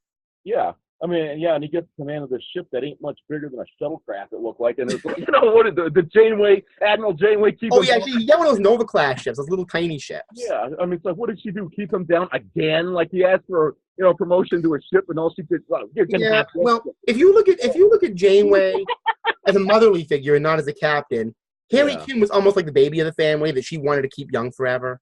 Yeah. And it just, after a while, I got kind of sick. Like, come on, we know there's more to this guy. We've seen it. Yeah. Let it happen. Let him grow up. And it's almost like, he's ashamed that, he's trying, when he wants to branch out a little bit, he almost feels ashamed because, the captain all of a sudden is there to slap him down, don't do this and don't do that. It's like, come on. So Harry Kim and romance basically goes in with the fact that his character is never supposed to grow. Yeah. Honestly, when he was talking to Janeway, he almost had like, well, you want a doll, not an ensign. Yeah. Basically, is more or less his attitude. And she kind of does. It's like, she had this attachment to him like a little infant son, like he's not going to grow. Yeah. Now, is there anything more you wanted to say about Kim? Because that, again, is one of those rabbit hole things. Yeah. No, that was... Because like I said, they went in a lot of directions with him, but they kept keeping him in a certain place. And remember, he was manipulated by those aliens who claimed that they spread their DNA throughout the galaxy. They were trying to, like, leech off men or something. Yeah. Yeah. They gave him that. But even still, they're going after him for his blood. Leech off men. Right. It's like they're trying to suck his soul out. So Yeah. Basically, it's like, is that all Harry Kim is to you? Just a whipping boy and a lightning rod? Every bad thing happens to him out here. He's like, this is a guy that you don't want to. Shouldn't gamble because I hate to say this. He's almost like the Voyager equivalent of a red shirt character. Yeah, I mean, although he has a position and a name on the ship, he's important, but they treat him like a generic red shirt character. Yeah, thank God he wasn't wearing one. But I'm glad he has Tom Paris as a friend to make sure he doesn't get thrown out the airlock. Actually, he did, didn't he? He got thrown out the airlock. I forgot about that. And then came back. But even the real Harry Kim, if you want to look at it that way. So he's a mess. Yeah. Romantically, so he technically died. Then he came back almost Tasha Yar style. Yeah. Alternate timeline, you know. Yeah. So, but like I said, so he got thrown out not an airlock, but he got thrown out of the ship and into space. So, you died and came back on Voyager. So how bad luck is that? Yeah. So he's like the generic red shirt character, I guess, on that show, where romance is never going to be successful. Yeah. Like, you see O'Brien must suffer. It's written into Kim's contract. Yeah. He's the other one that must suffer. But it's almost like when his Starfleet Academy graduation happened, they put, okay, Harry Kim promotion to ensign, special note, this character, this ensign is going to meet up with these events or whatever. It's almost like it was written in there, like, make sure he never gets a rank to ensign. Yeah. It's almost like just romantically, nothing was in the cards with that character. It's like he was supposed to just be the whipping boy. So yeah. Now, I'm gonna mention a character that isn't exactly related, but could be. Geordi. Now, I want to establish with Geordi LaForge that he was a successful character in the sense he went from being a navigator, I think, to an engineer. Yeah, he moved about ship. So career-wise, he was very successful. His relationships with the crew were successful, with Data. But Geordi and women. Yeah. Okay. He has a girlfriend, Christy. What's her name? Christy? Yeah, I can't remember her name Christy now. Henshaw. Henshaw, yeah. Right. And this alien comes on the ship who's evolving into a higher order being. Yeah. And the only way he can talk to Christy Henshaw is this guy manipulating him. Yeah. Not a very good start. Then we flash forward a whole season, and he basically goes overboard trying to impress her, and she dumps him. Yeah. Okay. The Enterprise is caught in a booby trap where he has to open up a holographic. Yes, I'm going to go here. He opens up a holographic representation of the engine, which is created by this lady named Leah Brahms. And he creates this hologram of her, and they solve this problem. And this intimacy develops between them where he essentially falls in love with a hologram. Yeah, after he gave it personality. Right. He gave it a personality subroutine. Yeah. And basically, the subroutine is basically telling him that whenever you touch the engine, you're touching me. Okay. So, flash forward a year later, the real Leah Brahms comes on board. And she's not that way. She is very cold toward him. She is only in love with her engines. And they're sparring all the time. He's assuming they're going to have this rapport. She is very in the dark, but she notices something is going on. Then, because Geordi is evidently not thinking, he lets her go to the engineering, finds some random ensign who opens up the holodeck program. Yeah. Then she looks under his bed and finds his porn collection. And I mean, I agree. I love the look where Geordi's like, oh. He goes in, he's like, oh no. It's like, this is like the worst that can happen to anybody, finding out that, like she said, this became a fantasy plaything, and she didn't know the whole context. Any teenager at that time would have understood that scenario because that's right, exactly. Like finding you with a dirty magazine. Yeah. That kind of thing. But it's like him going to the holiday and seeing you're up there like that with her. It's like, oh boy, I should have. And that's the thing. He should have told her right then and there about that. Yeah. Just open up the conversation. Like, okay, let's get this out of the way quick. Instead of me having this little fantasy about you. So okay, she's married. They come to a conclusion in the end. They have a big laugh over it, and he gets lucky. That could have worked out. The thing of it is, though, I don't even know if I would have told her right out front because Well, not overtly, but I would have kind of said, yeah, I had this mission where I had to do an engine simulation, and you were part of it and kind of left it at that? I don't know. I mean, because like he didn't really think there would ever be a situation that would call for her to ever find that holodeck program. So I don't think he really thought it was necessary to even mention anything about that incident with the mouse trap there, whatever, or the booby trap, whatever the hell that was there. But so it's like, well, why would you say? I mean, let's just keep it to ourselves, until it's really necessary. Like I said, it was a kid caught reading the dirty magazine. That's what it was. It would have been like, let's say, well, geez, there's another thing too. I mean, if he did, let's say that she wasn't such a witch when she first came on the ship, and they did develop a rapport. It wouldn't have been a good time even then to say that, because then she would have said, well, so all this time you've been just trying to, make this fantasy of yours come true with me or something, it still would have ended in a fight. So basically, in the end of the day, in terms of romance, Geordi's whole premise for it is based on romantic fantasy. There's not a lot of realistic application. So it was doomed to fail no matter which way. Right, which is odd because he's an engineer. Yeah. And in terms of romance, it's all like some speculative dream. Yeah. I mean, he falls in love with a hologram, and the real thing can't puzzle you what they did. Yeah. And he's acting like it's going to be. And so, like I said, the whole thing makes him look. As an engineer, I mean, it's a useful program. I would have saved it, for any future. Oh, for sure. I'm just saying that I don't know if it would have been a good idea, or at least if he didn't tell her, he should have said, okay, I got that program in there. Let me make sure I lock it up so she can't see it somehow. Yeah. I mean, it may have looked deceptive, but still, I mean, but then again, that was the whole point, that he kind of got had and got caught. Yeah. It's because like, remember, the truth always finds a way to get to the surface, no matter right, because in the whole episode, like, you know things about me that you shouldn't know. You have all this intimate knowledge. Where do you get this from? And then she finds out it's this hologram that he has this little fantasy in. Yeah. So, like I said, that's not far removed from, well, does that count as a romance, or does that count more than another fantasy? Barclay and creating the fake Troy and everything. Oh, well, God, he must have fantasies about the whole ship. I mean, it's like, he wants his ship. Well, I guess Barclay could be another one, but like I said, he doesn't have any real romances per se. He has total fantasy. Yeah, I mean, we hear about a girl that he met, but we never meet. Remember when on Voyager? Oh, yeah, the fake teacher who was actually a con artist. Yeah, but there was another one that he met up later. Oh, the real teacher. Yeah. So, yeah, I mean, we never really get to see who he. Well, maybe he was successful. I hope. Yeah. Because all I could think of with him is that whole thing where he's this James Bond type character, and Troy's drooling over him. Yeah, I mean, the thing about Barclay is, when we first meet him, he's funny, and it's like, we could kind of relate a little bit to somebody being nervous. Probably has. Right, he's a kid having a fantasy, basically. Yeah.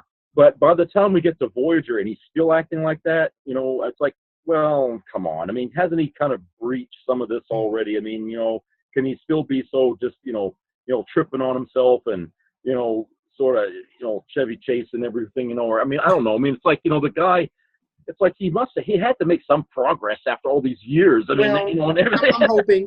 I'm hoping with Barclay. I mean, so again, that's Counselor Troy was worth her merit as a counselor. Then she obviously would have helped him through a lot of that, and he wouldn't be still doing that. So I picked the last one. Is it your turn now? No, go ahead. You sure? Yeah, go ahead. Yeah. Did you pick? I picked Geordi, didn't I? I don't know. Just go ahead and pick another one. Do we just want to break the rules and just do whatever now? Yeah. Just okay. Go ahead. Yeah. I'm going to bring up another one. This relates to Voyager. Mm-hmm. And we can track the history of this one down, because this goes from Gallant to Goofus, basically. Yeah. Janeway. Okay. At the start of Voyager, Janeway has a boyfriend, fiance, and Miss Mark, who's sitting their dog. Yep. And she leaves him on Earth that way. But she gets trapped in the Delta Quadrant. For a couple years, she sensibly thinks she's going to get back to him and hoping things work out. So, okay, that's fine. Then something happens. Chakotay is her first officer, but there's a situation. I can't recall the name of the episode. I'm in the same position as you. Where they have this disease, they have to leave the ship and be ruined on this planet supposedly forever. Yeah. They build this cabin. She's developing all these science devices to gauge weather and whatever. And she develops this interesting rapport with a native primate, a monkey, which isn't really defined, but Yeah. it's there. So Chakotay comes up with this idea that he feels that he's telling her the story of some sort, some tribal story about, I don't forget what it was, referring to the fact these people trapped together and they fall in love or something. And Yeah, then he dedicates, like it's his job to take care of her or something like that. right, and he sees the possibility of this husband-wife relationship happening, and he's being very tender and reasonable about it. Yeah. But she's mostly interested in talking to this monkey. Hmm. But it's over. But when they get back to Voyager, they spend the next part of that season exchanging all these little secret smiles and expressions. Yeah. Then in Scorpion, he's sitting there at her, and she's saying that, I don't know what I could have done these last 3 years without you. And it's getting interesting. Yeah, and then in the next episode, he disobeys her orders. And again, she gets very upset, like, how could you have done that? I can't believe you did that of all people, when he was a Maquis.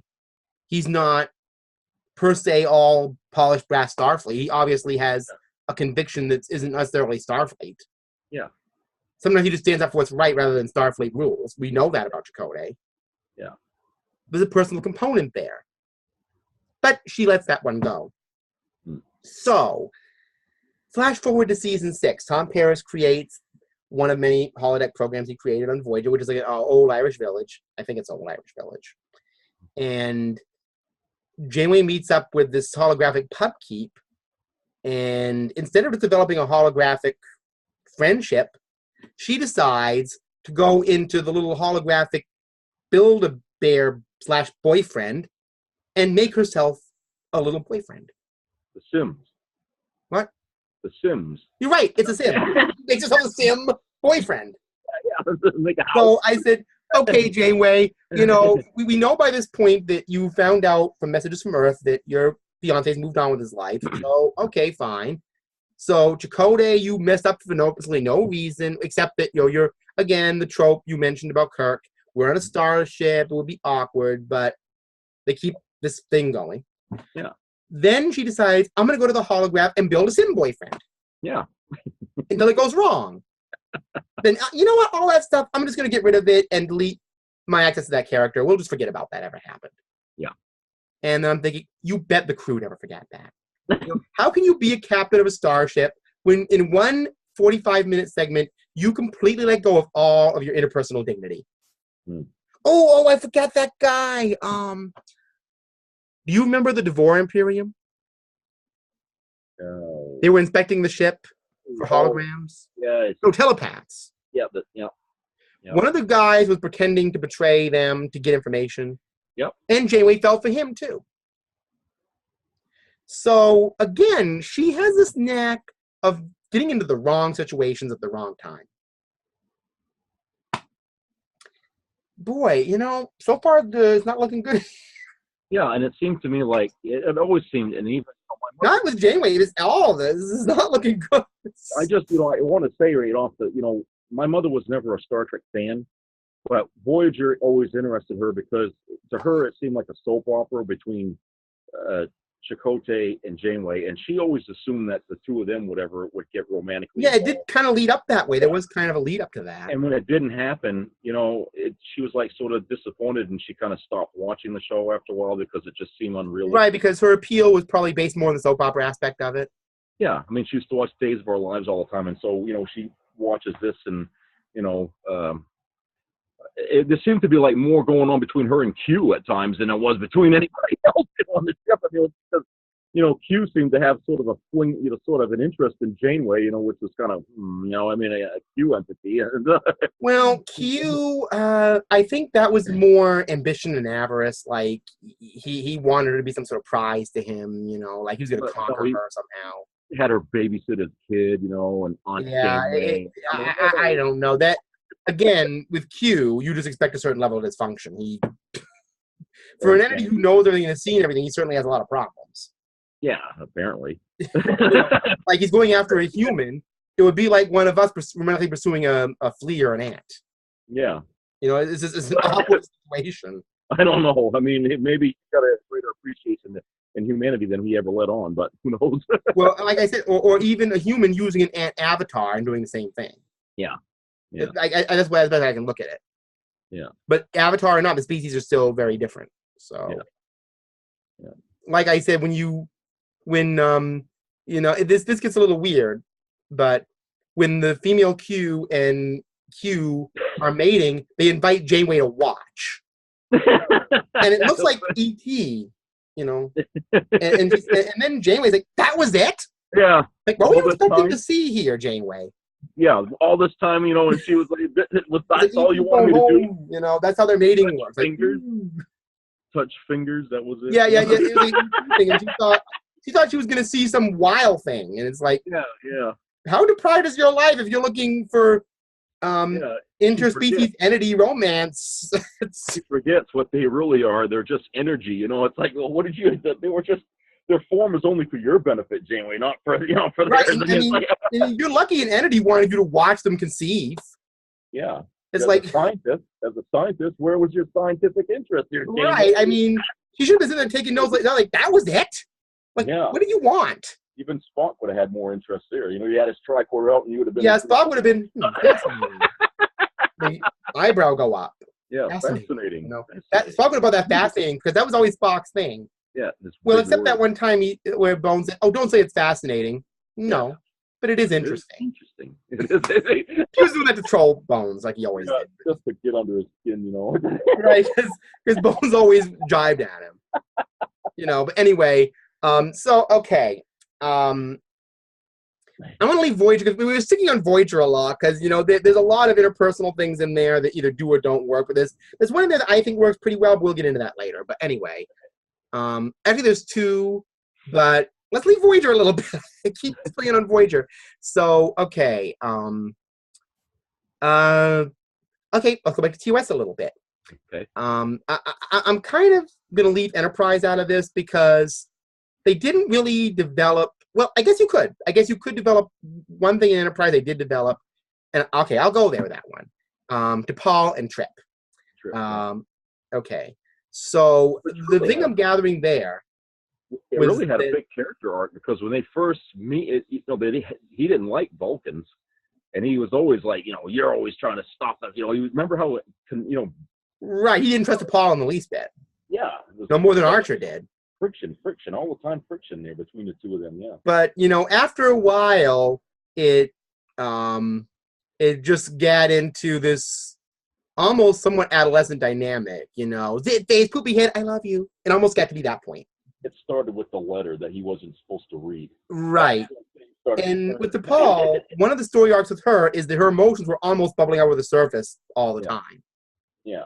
That she always had this sense that it was kind of, So that happened. She got involved with those renegade Vulcans, those Serenites.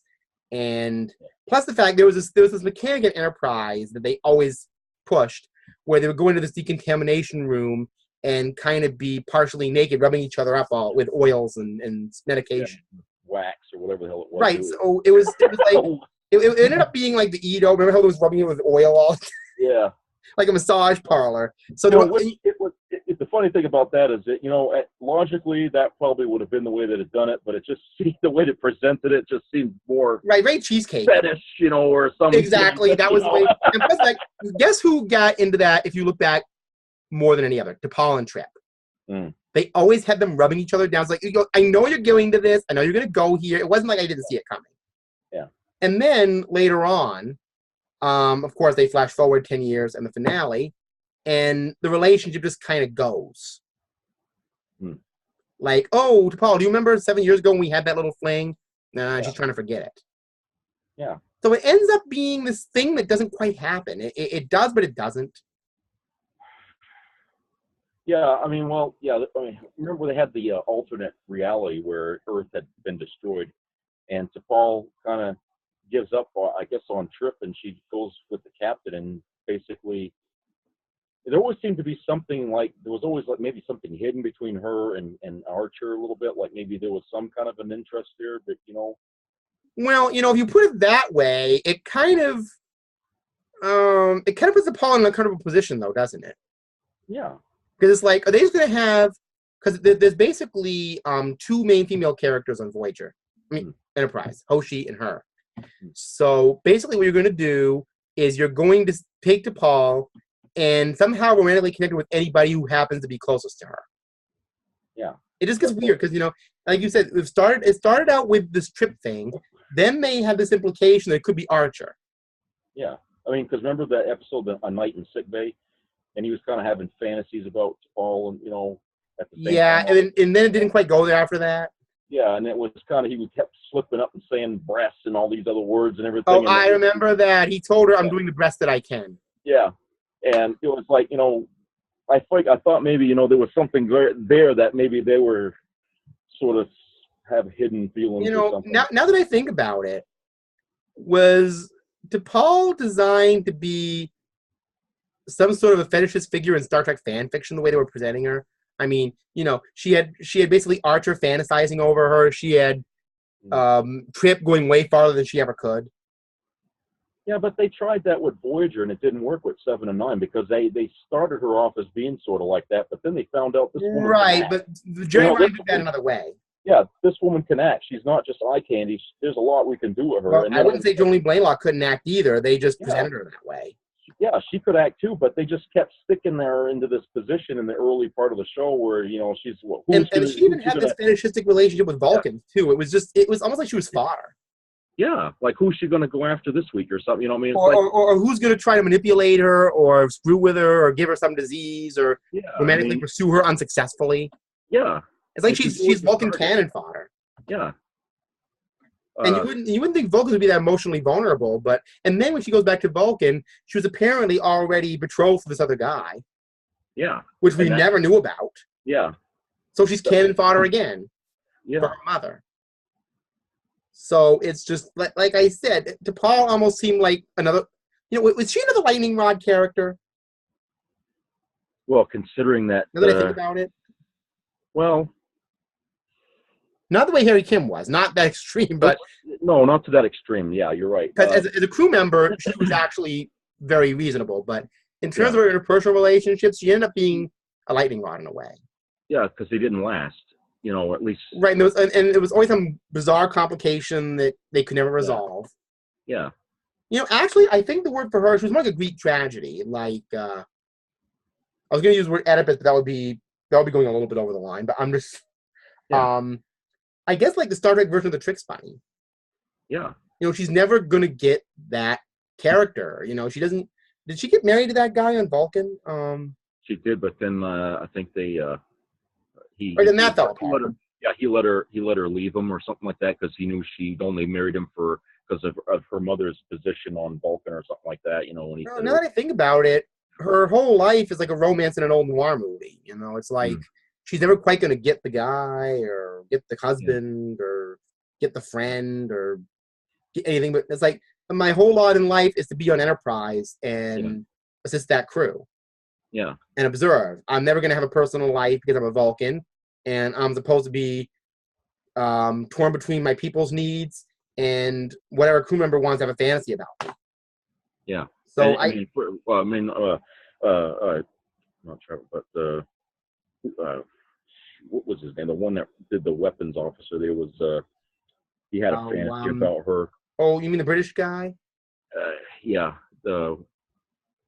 Trying to think of his name now. Remember there was. Yeah, him and Trip were stuck in a shuttlecraft because they thought the Enterprise was. Oh, Shuttle Pod 1. Yeah, and then he gets drunk and he starts making all these remarks about T'Pol. Yeah, about how her butt is and everything. Yeah. So again, she's cannon fodder on this show. Yeah, I mean, it's like they're the only, like you said, she's the only woman. Her and the other one, they're the only 2 women on the whole ship. And Hoshi is. I hate to say this. I like it because she's almost unromantic. Yeah, I mean, she comes off, in a way as like a kid. I mean, the way she's like. And plus, like, she had almost no character half the show. Yeah, she's like scared of heights or scared of. Right, she's kind of naive and unaware. Kind of like I wouldn't say like Barkley. She wasn't that way, but. No, but she was kind of phobic and had a lot of issues, and I guess So. Yeah. I mean, they tried to make her kind of something. Remember, when she falls out of the ceiling there without her shirt on or something like that. And it's like, Didn't work though. It didn't work because I don't think anybody was that interested. But it's like, like I said, she was like a Kim character almost, like she was the young one. Yeah. But it would have been better if her and Travis might have maybe tried to do something there with the two of them. Might have been. I mean, they look about the same age, so. Yeah, I mean, I thought it would have been nice if the two of them tried to. Right. I'm not going to mention this one because it was not a relationship. Something in my mind started thinking about Bashir and Jadzia, but there was nothing there. Yeah, that was like a drag out fantasy. And even he said, "You're just too much work." Right. That was just a flirtatious thing that didn't happen. Already enough. And I was going to get into Garrick, but that could be a whole other podcast. What that is. Yeah, after what you told me last That's night. a whole other thing. And if you Star Trek fans, I must have been as blind as a bat not to notice any of that. Andrew, okay, we'll go there. We'll go there with the Garrick thing, which I kind of noticed, but I didn't know they were going to go there with it because it was not required. But I'm going to go there with this because this is a romantic thing. Garrick, we first get in the second episode of Deep Space Nine, in an episode called Past Prologue. Garrick introduces himself to Bashir. And we know later Garrick was a spy for the Obsidian Order, that his father was a Sonoran Kane character. But the relationship that Garrick has with Bashir at first is actually very flirtatious. And I remember when I watched it, in my little 13-year-old mind, I thought, is he going to come out to Bashir or what? Because I'm seeing all these little, it's not like a spy trying to deceive you. It's something else. And I could see it. And then when I watched Andrew J. Robinson talking about it, he talked about that not being any illusion. That was what he was trying to project. The director had an idea that he was this deceptive character, the last Cardassian on the station. And Bashir, of course, being his whole character identity in the beginning being young. Yeah, trying to impress the captain. If you look at it in the beginning, and later on they give Bashir a better arc, but in the beginning he's just the young guy who constantly brags. And that's his character. Yeah. The braggy young guy, who's 27 and just brags. But he meets up with this guy, and of course, when he sees his card, he's like, oh my gosh, a spy is trying to reveal himself. If I can just talk to him, I'll get it out of him. Yeah. But that's not what Garrick's looking for. He's looking for a combination of a confession and maybe consummation of that. But Bashir isn't noticing this, so there's this dance they do where he kind of plays into the spy thing, because he knows Bashir is into that. Mm-hmm. But that's the nature of it. It was a flirtatious thing. Yeah. And like I said, I'm surprised that you didn't pick up on that. No, because when I watched it, I was looking at it through, I think, the lens that most people were looking at it. It was that, because he's a spy, he's a professional spy. So he's very sly with the way he does things. He's like, it was always like to me, it seemed like there was hidden messages in what he was telling people. Like he's not saying all the truth. Not all the truth, but just enough of the truth to get your interest and maybe get you curious, And remember how he used to tease Odo, remember when Odo was sick there and he was on the... Yeah, and he'd sit there and tell him all these lies just to keep Odo interested. Maybe some of it was lies and maybe some of it wasn't lies. I mean, it was right, always play that game with him. Yeah. So I figured that's what he was doing. That was a spy aspect. That was like Garrett just messing around with the truth and just... Yeah. With Odo, he knew Odo loved the chase. He knew that Odo loved to solve mysteries and, justice. I want to make sure I get justice right. And, because Odo was sick, he said, we got to keep Odo occupied. Keep his mind occupied. Because otherwise he'll just blob out into whatever he's blobbing out into, this shapeshifter stuff. So, yes, we're doing a shapeshifter blog next time I do one, but that's another story. But anyway, one other time I do one. But, so Odo is... That's what I thought he was doing with Bashir. When I saw it. Well, when we threw with Odo, it was again more spy-ish, where he was being spy about it. But there's little subtleties. And one of the things that Andrew J. Robinson alluded to, this all goes back to cinema in the 40s, when, obviously you couldn't, I don't know if you're familiar with ancient cinema tropes where, well, I think they're ancient because they don't seem applicable, where they actually had lists of all these things, I guess they do now, that you couldn't have in films, like in the 40s. They called it the Motion Picture Code. And one of them was same-sex relationships. Now, directors, because you know how film directors are, they love to take chances, even then. they would put it in there and make sure that the average person wouldn't be able to think about it.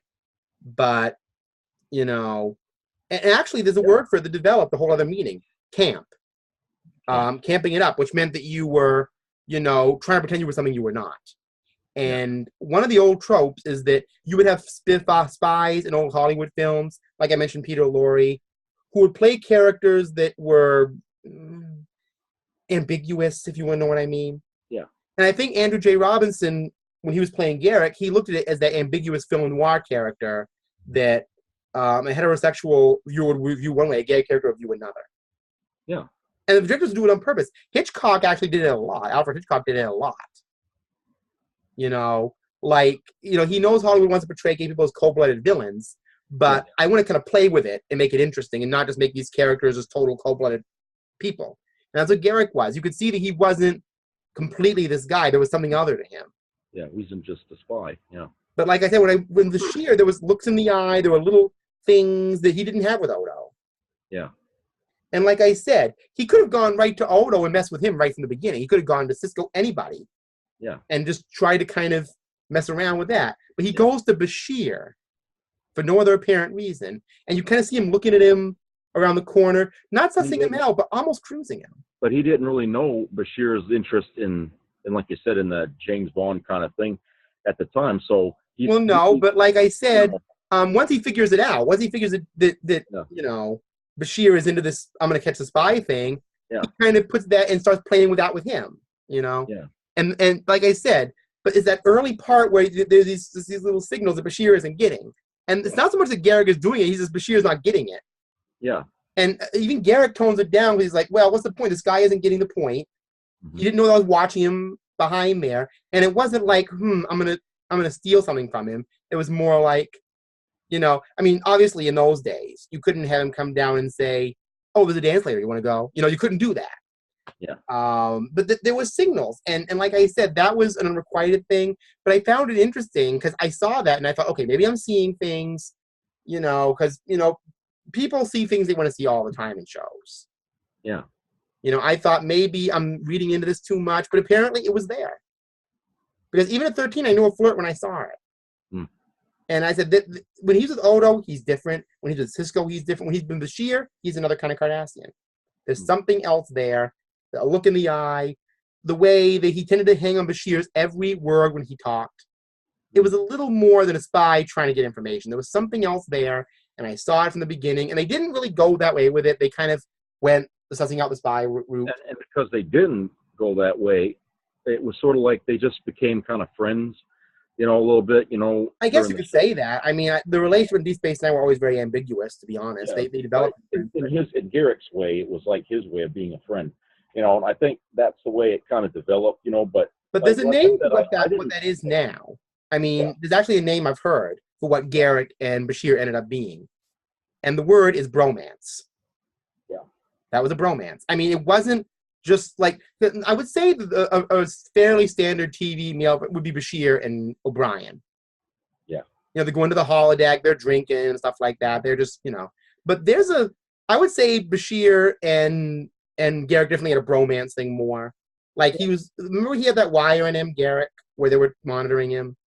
Oh, yeah, okay. And he's falling apart, and he's going to Bashir all the time. Like, oh, he's the doctor, but and there's this.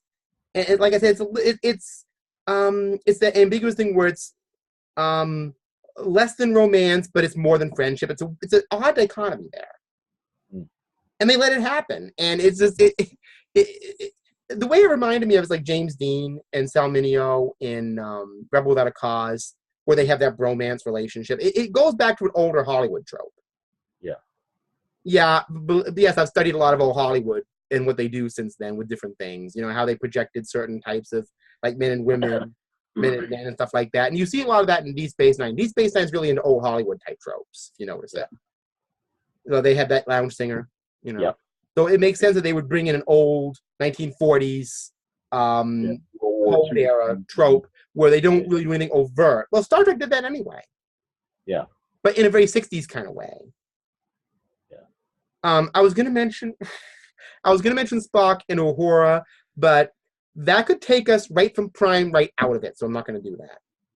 Yeah, Because because it was present in Prime, but it went nowhere in Prime. Yeah.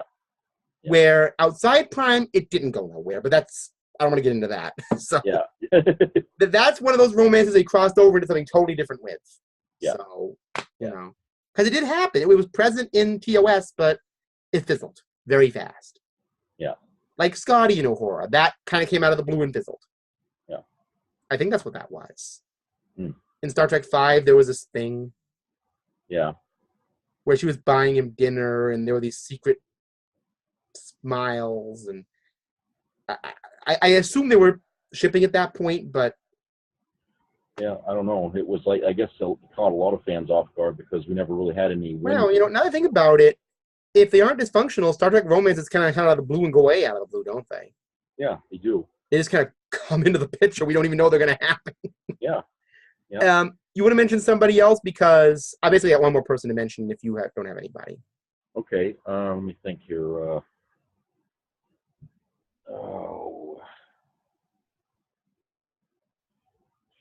About Worf and Dax. Okay, Worf again. Worf and Dax. Yeah. There was some difficulty getting that coupling established because Dax was kind of another Kalar type who's a free spirit. Yeah. But she understood Worf enough to know where the limits generally were. Yeah.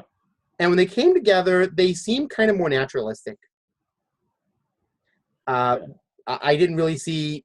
I saw they grew together well. Mm-hmm. He was individual, and she understood that. She was loose about it, but she understood she had to respect his Klingon rigidity. But she wanted to loosen him up too. Yeah, I mean, she wasn't trying to pull away from it so much like Kalar was. Right, she wasn't resisting it. It was more like she was tentative, but it's like, yeah, there's things I want to do too. Yeah, she learned. So it was more complimentary. Yeah, she was willing to learn for Worf's sake, you know. And I think that would have been a very functional relationship, and we know there would have been a child involved if Terry Farrell hadn't decided to leave the show and they had to kill her off. Yeah. But at least they killed her off. She didn't end up like another Star Trek character we know, where she kept going away and coming back and then having an alternate reality daughter. Yeah. Yeah, the Yar thing. Yeah, yeah. There's actually charts you can go on the show, the Yar Conundrum. Yeah. About how messy that gets. And it gets messy quick. So. Yeah. But anyway, with Dax, yeah, I think I like the Dax Worf relationship. I do too, and I felt bad that she died because I wanted to see that. I wanted to see them be parents. Yeah. I wanted to see what was going to happen. I was kind of rooting for Worf because up to that point, nothing seemed to be working out for him. Right, romantically, he was probably the character with the worst luck in terms of mortality. His wives and girlfriends kept getting killed. Although with Kalar, there was motivation. With Dax, it was almost a Tasha Yar does. She just got in the way of Dukat being Dukat. Yeah, I mean, except for Troy. I mean, they just kind of... Yeah, I don't know what that was. Do you think there was a little bit of transitory infatuation because she was kind of there when he thought he was dying and everything? And I always thought it was on Worf's end because remember he went through all these multiple universes. Yeah, and they were married in all these different universes. Yeah, and I think maybe that kind of sparked an interest in Troy. Yeah, because that didn't really happen until the end of the show. Yeah. And I think it was that, you know, I think that's kind of started it, you know, and, you know, there was sort of this, you know, and it was, then you see Riker kind of getting a little bit jealous, you know, that they're spending time together and stuff. And it was, you know, I don't know. Okay. You're going to springboard me into the next one. Boing. Yep. Riker and Troy. Yep. Again, this is established at the start of the series, an encounter at Farpoint. Yeah. And, okay, I have a good place to insert this here. This is long after the detector circuit stuff. Yeah. I guess it's going to be a trope, you know? Yeah. I guess you've established that this is our trope. We're Trek Prime, all about detector circuits. You know, anyway, so, yeah. But this one works because we, and there's an issue here they didn't really go with, and I kind of wish they had, it would have been interesting. Yeah. She implied that Riker was telepathic, or partially empathic at any rate. Because she said, can you still sense my thoughts? Yeah. Now, I don't know if betazoids and humans or other races, when they're romantically involved, they telepathically bond. They never really said anything about that. Because she acted like Riker could read what she was saying. Yeah. Or maybe she maybe she sort of trained them on how to be able to. I don't know. I mean, it's like. Well, I don't know if that's a Betazoid trait or if she could just train people to be empathic. I don't know. I mean, mean, there was a book, of course, it's not canon, the Imzadi, where they kind of talked a little bit about their relationship before. Right. Well, we know they had one. Yeah. We know that he, like a Kirk kind of character, chose Starfleet. Mm-hmm. He was a psychologist, and they happened to be on the same ship. It was like, oh, oops. So we know from the beginning that they have a thing. Yeah. So basically, they spend the next 7 years trying to pretend they don't. That's basically, he goes around basically jumping into bed with practically every female character, the alien that comes in. Yeah, every farm animal. Even a female character that was androgynous. Yeah. Who actually asked him about his sexual organs. So that was probably the most wacky kind of hookup. I mean, well, I know what that was. I mean, and Gene Roddenberry didn't. I don't think Gene was alive, but Rick Berman didn't make any bones that was clearly a gay conversion therapy thing. Yeah, but the whole I mean, to invent this race of people that without gender, it's like, how the hell would they do it? I mean, it's like, how do they, what is it? Like I said, there was an awkward moment in one episode because first of all, this isn't a transgender species. This is a non-gender species. Yeah, which is like, how do they? You're spending all the whole episode trying to figure out. And from my perception, all I see are a lot of female actresses with short hair.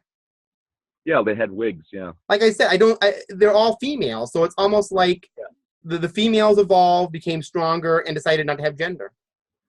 Yeah. It's just I didn't quite know how to put that whole thing together, but then again, that was the whole point. Nobody on the ship knew. It was a conversation about gender. It was just an odd episode, but I'm glad they brought those things up. I mean, because it talked about things like sexism and there was a lot of things going on in that. Yeah, there was. But Riker, I think his relationship with her was more. I would say it was a kind of love. I wouldn't say it was sexual. It was like a love thing that they had. Although, like I said, he had to ask himself, this woman cannot be in love with a character with a gender.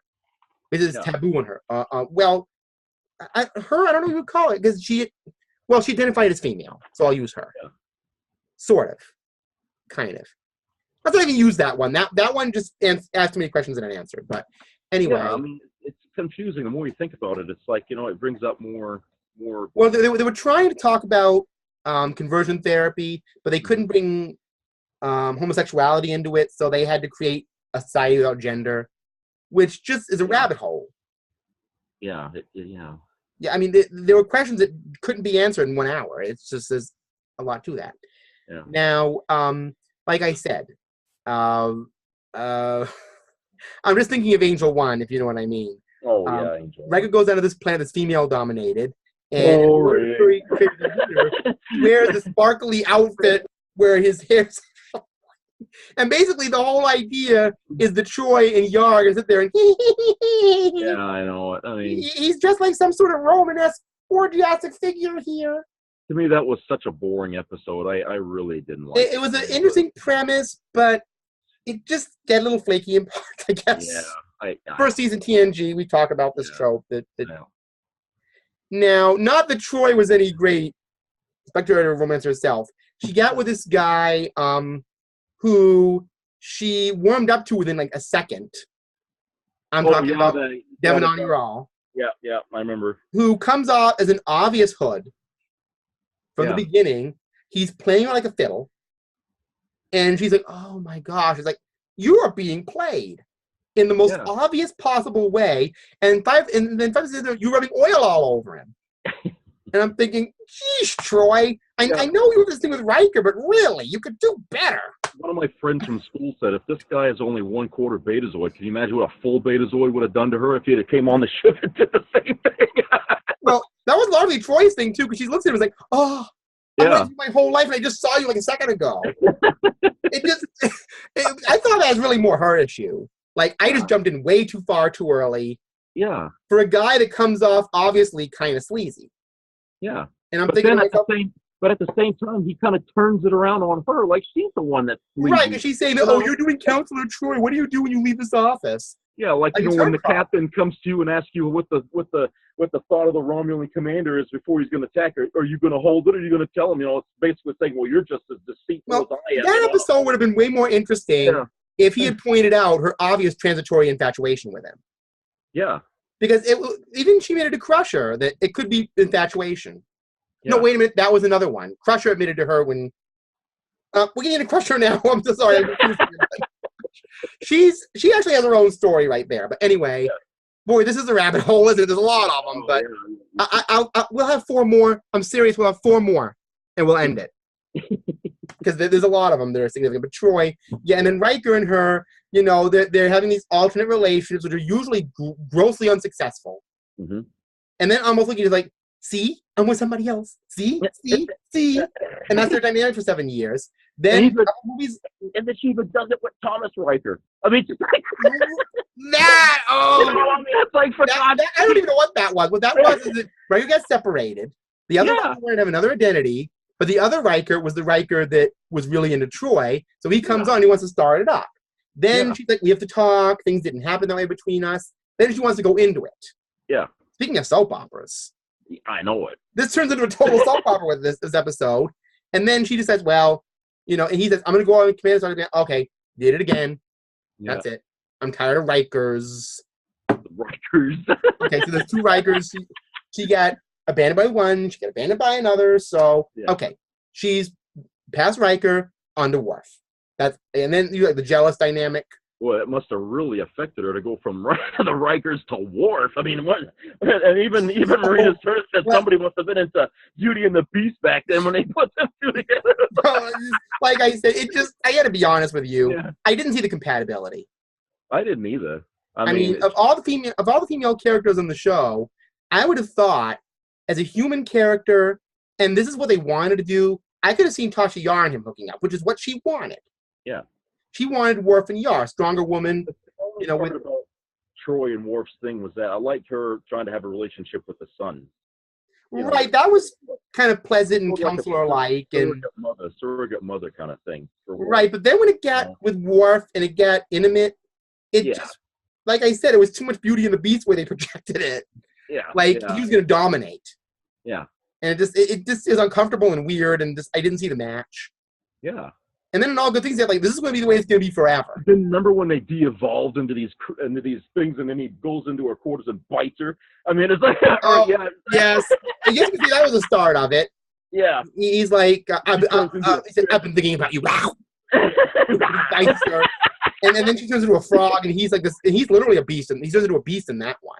Yeah, this monster character, some kind of fish or something. And you know, Picard is going to be a pygmy marmoset in that one anyway. So. A monkey. Well, didn't what's his name? Dave said he's going to be a pygmy marmoset. Yeah, like so he's running around like a little marmoset or something. So, like, and then Riker, of course, is a caveman trying to get into his fish. So, I always love that caveman Riker. I wonder if that was an inside joke, you know, or something. Right. Like, they're all evolving in, I mean, what's his name? Barkley the Spider. Spider-Man. Spider Barkley. It's an interesting scientific premise, but there's a lot of just awkward, almost comedic aspects of it. Chewie the frog for some reason. What? And the cat turned into a lizard? Oh, yeah. Spock turned into a iguana. With a little ball around its neck. You're right. There was some interesting moments in that.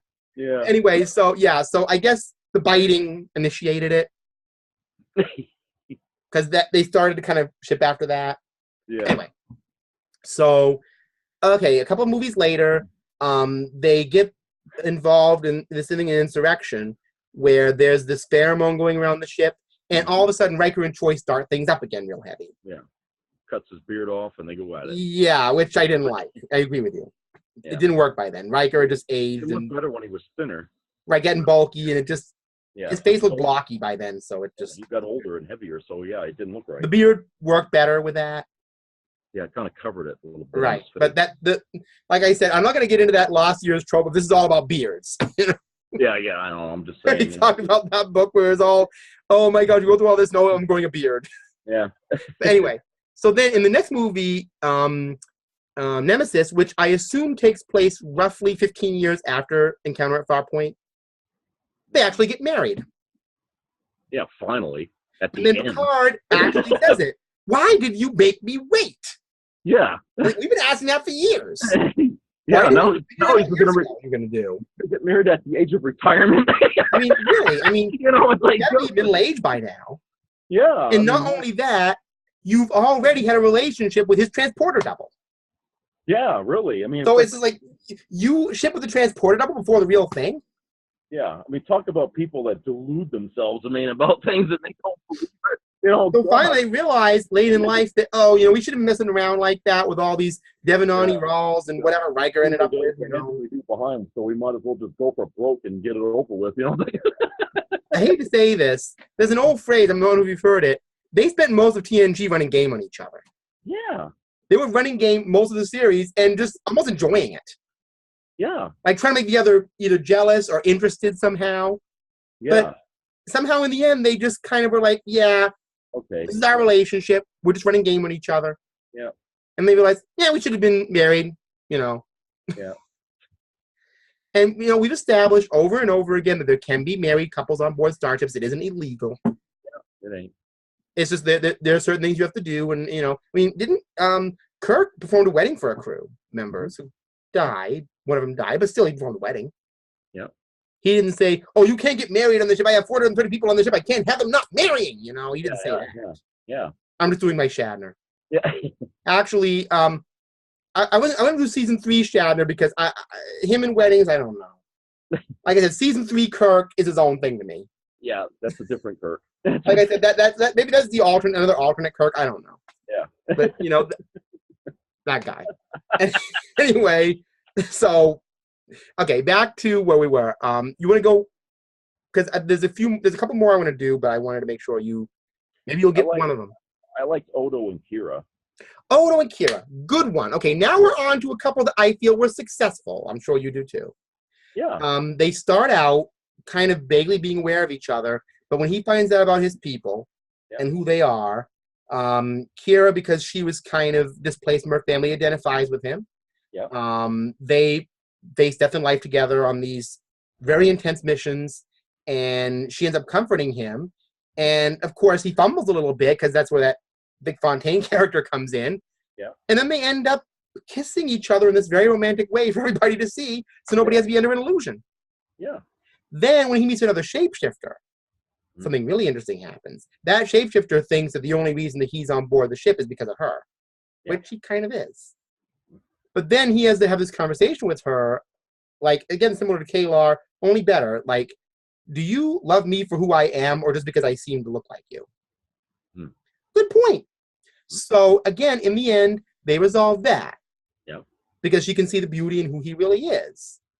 Now, sadly, in the end, he goes back to the Great Lake, but you still sense there's something there. Yeah.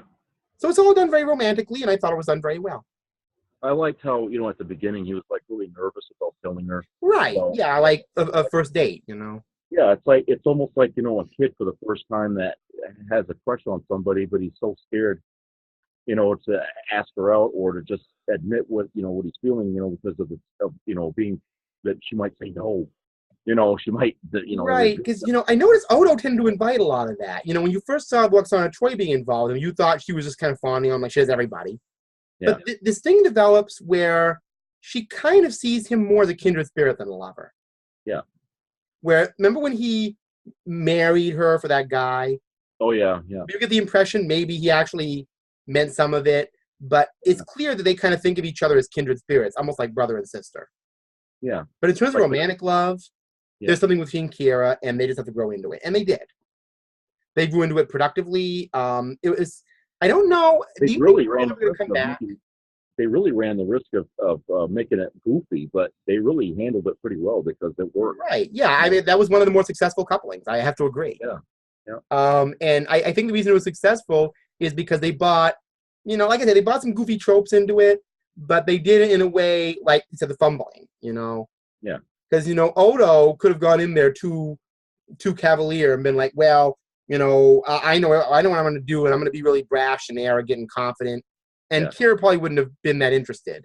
But you know, being who she was, she said, okay, Odo's not what he seems to be. He's vulnerable, and, you know, when he's around me, you know, I can kind of get to him. He's not inaccessible. Often wondered if she kind of had a suspicion that he might have liked her or something, you know? Well, because he claimed that she didn't share it, but I think she kind of knew. Yeah. Remember on that planet, and that female shapeshifter pretended to be Kira, Mm-hmm. and she confessed that she loved him, and he said that, I know you don't love me. Yeah. You know, when I heard that, I said, I find that a little hard to believe. Even by then, when they're on runabouts together, Kira's looking at him like, you know, I'm waiting for you to say something. Yeah. But, you know, Odo being as stolid as he is, she knew he was awkward and untrusting. But like I said, it's like a lot of people, you know, she's meeting a guy who's kind of a traumatized guy who doesn't know who he is. Almost an orphan, really. Yeah. Odo's an orphan. And then he finds out who his people are. And it's more or less like finding out that you're an orphan, but your parents are abusive and dysfunctional, which is what happened with him. Yeah. So then, you know, again, Kira's there to kind of help him clean up the mess. Yeah. So it develops from, you know, a camaraderie to a friendship to a mutual romance. Yeah. All very productive. Everything that O'Brien and Keiko weren't. Yeah, really. I mean, and this is a shapeshifter and a Bajoran, and they're working out better than two humans. That's really how Star Trek is. You know, you never know. Yeah. You know, the most unlikely couple, a shapeshifter who's not what he appears to be, and this Bajoran who has this very difficult existence, end up doing more productively than. And again, look what happened when he ended up almost betraying the crew with a female changeling. Yeah. They actually locked themselves in the closet at Dax's bachelor party and somehow worked that out. So obviously there was something enough there where they could work out really messed up things. That's right. So, I mean, and they faced more than the O'Briens ever did. So I guess that shows you the chemistry, doesn't it? That obviously there was some chemistry there between the actors and just the characters that could work through this really heavy stuff they had. Yeah. That's right. Where the O'Briens had lightweight stuff and Keiko was just like ready to just go off, you know? So that's interesting you brought them up because they should have been the most dysfunctional, but they weren't. Odo and Kira ended up getting through some really hard stuff. I mean, because when we first meet these two characters, they were pretty mean and, you know, kind of grumpy. Right, they were kind of unruly and kind of, I'm trying to think of the word for it. Romantic bone in their body. I mean, it was like they were kind of dispirited. Yeah, both of them. And then when Cisco came in and the station started coming back to life, and these characters started finding a life of their own, they kind of found each other. Yeah. So, you know, and again, even when Kira finds out that Odo betrayed the Bajorans of the Cardassians, that could have ended that right there. She still wanted to stick it out with him. Yeah. So they went through all these socio-political betrayals, and they came together for the stronger out of it. Yeah. So I guess that was a big success. Yeah. You know, I mean, that was probably one of the more positive. It was one of the more positive relationships in Star Trek. Right. So we hit a good one. Thankfully, congratulations, we hit a good one in this universe. I mean, you know, Star Trek is supposed to be positive, but they've tended to handle romance in an awkward way, but that went well. Yeah. And it was a relationship that, even though he went back to his people, I get the impression that that's not the end. Yeah. That something's going to happen and they're going to meet up again. You know, I don't know. I sense that was not the end of that. Yeah. And the other thing of that is that, you know, with Odo's experiences, you know, with the solids, as they called them. I know where you're going. You think that his relationship with Kira and how that progressed might influence the Great Link? Well, because they're like one when they come together. Right. And they'll figure out, if this Kira was this way with Odo, maybe we're wrong about solids. Well, no, it's like when Odo has those experiences and he goes back to the Link, they all had that experience. You know what I'm saying? The memory is shared. Right, and still, they'll have that impression that, well, you know, solids aren't who we thought they were. Yeah. Some are bad, some aren't, you know? Right, because they'll all have shared an experience with Kira. Yeah. Which, if you think about it, could be pretty intense. Yeah. Because there's romance there. They'll all have that romantic experience, too, and they'll realize, oh, yes, maybe solids are often pretty awesome. We ought to just get rid of our ideas, you know? But anyway, I'm hoping that's what happened. Yeah. So, in a way, the founders, in a way, just became sort of peaceful with the Federation, where they kept that one segment of the founders, I guess, imprisoned, the female shapeshifter. They took that facet of the Great Link and imprisoned her, while the other facets where Odo went back to them, they became, changed by Odo's experiences all those years on the station. Well, one story I wish they'd done in Deep Space Nine, they did it with that changeling who was one of those 100 they sent out. What I would have loved to have seen is they did this with Wayon in the Dominion, but I wondered if they would have had a changeling from the Great Link who didn't feel the way the others did about solids. Yeah. That would have been an interesting way to go, too, like a defector. Yeah, somebody that got lost. I'm leaving to start a new Great Link with Odo because the other one is tainted by hatred and malice and anger and resentment. And I want to start a new one based in love and cooperation. And another thing, too, is that rogue, the changeling probably died. Remember? Because when Odo contracted that disease, and they said that Section 31. Oh, yeah, laws. Yeah, that perhaps when he joined with that other changeling that they found, he probably got that disease, and maybe he's dead. Yeah, that's kind of a grim thought, but like I said, that changeling was not the happiest one either. No, because he didn't have a lot of good experiences with solids. He was like Odo, but he didn't have the good experiences. Yeah, and he actually kind of gravitated toward the Great Link. So if he didn't get it from Odo, he probably, and I think we hit another thing with the Great Link. Why do I sense that whole disease in the Great Link was a backdoor HIV allegory? No, I guess. I don't know. I just... Well, there was a lot of talk about that being a lab creative thing at that time, and, the idea of changelings passing it on to the other, and it being... I guess I was just more focused on the audacity that, some rogue agency in Starfleet would have a ball. Yeah, well, again, we're on another... that could be another podcast right there, Section 31. I don't know where to begin and start with that one, but... Yeah, genocide of all things. Yeah, genocide, let's call it what it is. It is what it is. But anyway, as far as the actual characters and their interactions are concerned, yes, we hit on a good one. Yeah. So I'm going to go to a middle ground on my next one because I don't think it was bad or good, just more unfulfilled. Okay. And it's going to be hard not to mention what I don't know if I want to mention here, but we're going to have to mention it, I guess. Picard and Crusher. We want to get that out of the way quick, what I don't want to mention. Yeah. Okay, we meet up in Farpoint. They know each other because her husband had died, and I guess that at some point Wesley blamed him, Picard. Yeah, he was under his command. Yeah. I don't know how Crusher felt about it, but then when the second episode of The Next Generation comes on Naked Now, I have a pretty good feeling. Yeah, that she had a secret. I didn't want to bring up the Naked Now. I really didn't. Oh no, but it came up. In a way, though, you have to kind of bring it up because that's the right. Exactly. Although I wouldn't have wanted her to go gaga for him like that. She had a secret crush on him, but she still loved, her husband. But she had a crush. I got to admit, if I'd seen that when it aired, every time I saw them together. Yeah. All I would be thinking of is, you can address me as sir. Oh, yeah. I mean, I would have been thinking of them as being this goofy couple. Yeah, cartoony kind of thing. Right. I would have thought of all that. And her, what? Do I want to show you? With my shirt off. I would have thought of all that.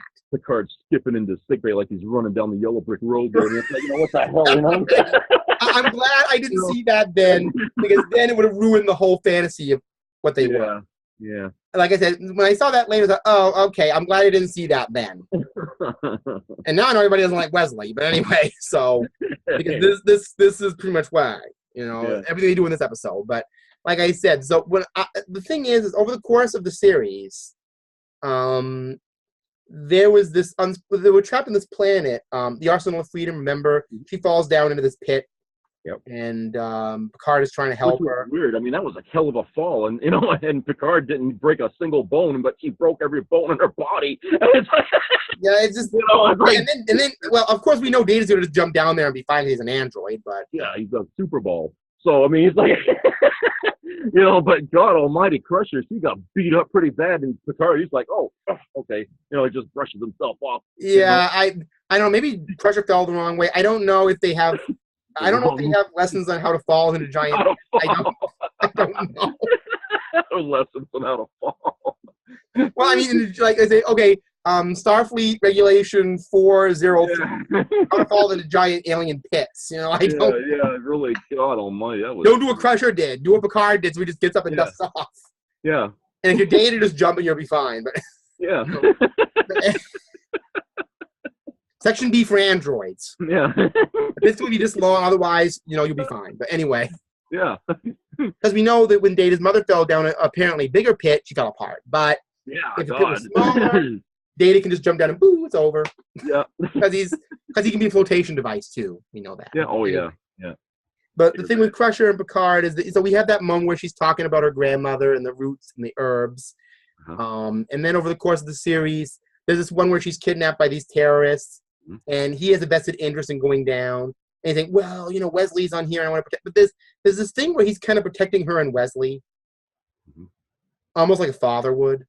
Yeah. And then we're gonna get into Wesley here. I guess we can't avoid it. He slaps some kind of rank on him, this acting ensign thing. And now that I think about it, that again is like a fatherly connection almost. Like he wants to somehow keep Wesley close for her sake. And at first I thought, okay, maybe it's because, he was on the ship with her husband, and that's a way of keeping him alive in a way. But then I thought, and then we find out in season 7 when they're telepathically attached that even when Jack Crusher was alive, he had always had a crush on him. Yep. So we finally go there. After Crusher had already made it clear that, and she's sitting there saying, well, I had no idea about this. What are you doing the Naked Now then? Yeah. What was that? Was that just a dream sequence you had, or? Yeah, really. What? We saw you. I hadn't seen that when I didn't see Naked Now until after TNG was over, believe it or not. Oh, okay, yeah. So when I saw it, I thought this is pretty backass. Really. I mean, except for Troy, which you knew about, but this Crusher thing, I'm like, well, we're supposed to know about this till years later. Why are you? Yeah. It's all wrong. I mean, like I said, and oh yes, another season 7 one, which I know fans don't like, but I find interesting again in this kind of, I guess it is another fetish send up, but Sub Rosa.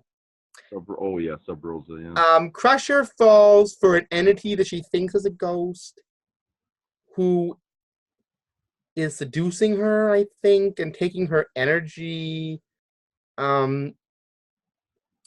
Boy, that does get into 50 Shades of Star Trek, doesn't it? Anyway, the point, that gets into a weird area, that one. But then Picard seems jealous of that and worried. Yeah, worried. Yeah, mostly, but he goes down there, and there's a scene where I gotta get Crusher back because she's made a rash decision. So he goes down to the house, and he opens the door, and Crusher is basically there having shall we say, a personal episode? Yeah. And then he starts questioning her about, I preferred you when we were before. And I'm saying that, and that didn't quite go into Naked Now territory, but it just got a little weird. Yeah. Almost like he was witnessing Crusher having an affair. Yeah. With a ghost or an entity. Because basically, it's almost like, that seems almost like he walked in on her with another man. Yeah, that whole, I mean, Except I know the innocent there is just bizarre. I mean, it's come off as sort of a Halloween kind of story because, like a gothic, I mean, kind of period piece, sort of. Yeah, I mean, they were trying to give a backstory that she had family or something like that, and then, but the idea that all these generations, this ghost was, I mean, it's like, oh, come on. Well, I'm just glad they didn't make it a ghost. It was a life form, but if they made it a ghost, I'm like, oh, come on, this is just. Yeah. They say that by doing that, that's why I didn't mind it so much. But just the way they handled the Picard Crusher dynamic was almost like they were trying to find a way for Crusher to almost cheat. Yeah, and what was it? They had a lantern or something that thing would live in or something like that. Like, Crusher was like a junkie in that. Yeah. There was a scene where she was in her quarters, like, I lit the candle. Where are you? Yeah. I mean, freaky. That's like when Wesley had that. Remember, everybody on the ship had that stupid game hooked up to their face. Oh god, that was bizarre. Remember, Ogawa was like, Yeah, it's like orgasm zombies all over the ship. You know, like, that got a little weird. You know, I mean, and it's then like, with Ashley Judd, that's the one with Ashley Judd in it. Yeah, yeah. And Wesley's looking at Ogawa like, oh, what level are you on? I'm on level 36. They're looking at him like, what is this game doing to your head? To me, that seemed more weird than that Sub Rosa thing there. But God, some of these Star Trek writers must have had some interesting fantasies. Yeah, really. But I don't know. I mean, it was. But weird. It would be Riker to bring something like that on the ship because he was into all that kind of stuff. So yeah, the Horgon on Risa. Yeah. And this game that arouses you. I think that's what it does because they act like they're aroused. Yeah. Ogawa sure acted like, Yeah. I mean, you could have seen Will Wheaton say, hi, was it good for you too? Yeah, I mean, that's the way it looked. But you're right. With Sub Rosa, it was the same thing. He's walking in there. She's more or less having an affair with the chair. Yeah. And she's like, why didn't I meet you before a chair? I never knew to be like this. He's sitting in a chair having this moment, and he's like, she's having an affair with what? What's going on? It's one of those odd concepts, but in the end, in all good things, he says a lot of things can happen in 20 years. So she kisses him, and then implies there's going to be a future, which doesn't quite happen. Yeah. I mean, that could have happened in Insurrection, but instead we see Picard doing this little mambo dance. That's about it. Yeah, I mean, it's like they got together and then it didn't work out. Yeah, it's like they just fizzle that out. So that didn't work out so bad that she actually had to leave and get on and become a captain on a spaceship. Oh, that's right. They in the alternate future, she was with him, but they get they were exes. There was a divorce or something. Yeah, divorce. And she just couldn't get as far enough away from him as humanly possible.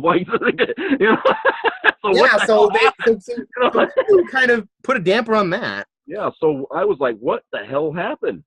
What did he do? Did he say something stupid? Or, I mean, what the, God, I mean, it's like, what could have caused all this, all these years? We think that, there's something there, and all of a sudden it's like, now it's gone. I mean, it's like. Well, that was kind of Q's dystopian future anyway, where the Romulans, where the Klingons had taken over the Romulan Empire, and where Picard had a terminal illness, and.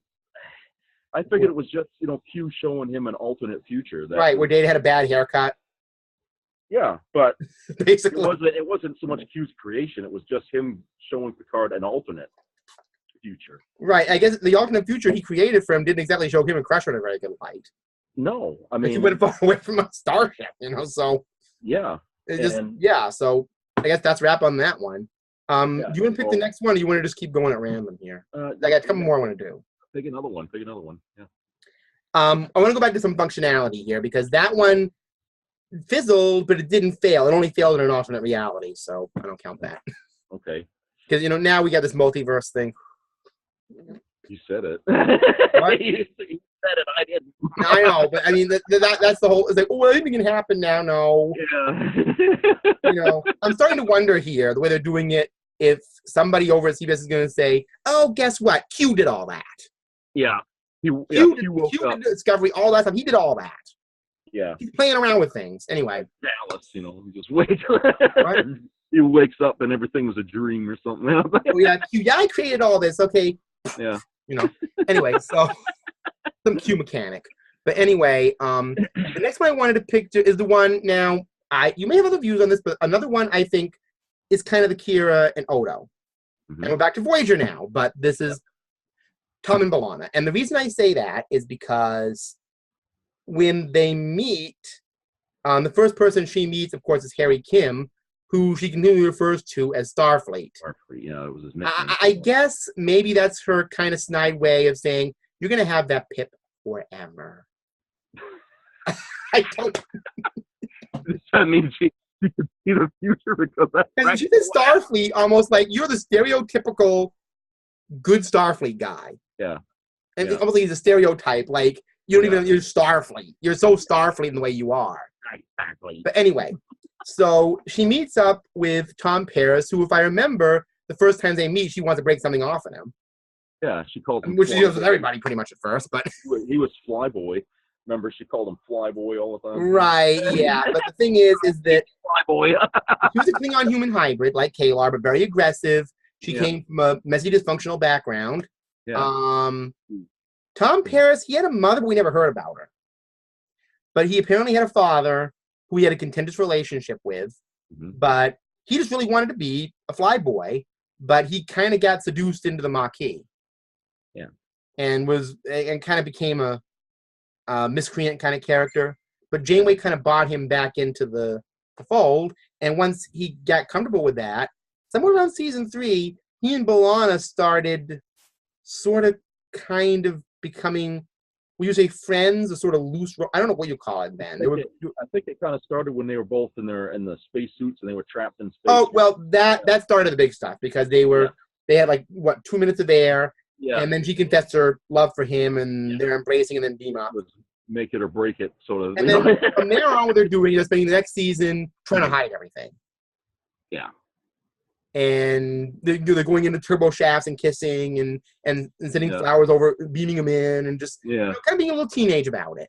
Yeah, and then Jane was like, knock it off, remember? Right, but you think about those people who are trying to experiment on them, and then Janeway is like, I don't want anybody on the ship in a romance, I'm going to start watching you more, and of course, they wonder if that experiment actually made them closer, if they increased their pheromones, but obviously it didn't, because they continued onward. Yeah. And it got to be that Odo Kira thing again, where, she made him question some of his loose behavior. And he made her question how much he apparently hated being Klingon. Yeah. Which leads into an episode of Voyager that I'm sure a lot of people dislike, but I actually really enjoy it. It's called Lineage, because it kind of is almost a B'Elanna therapy session. One of the things about B'Elanna is that sometimes she came off as a little whiny. Yeah.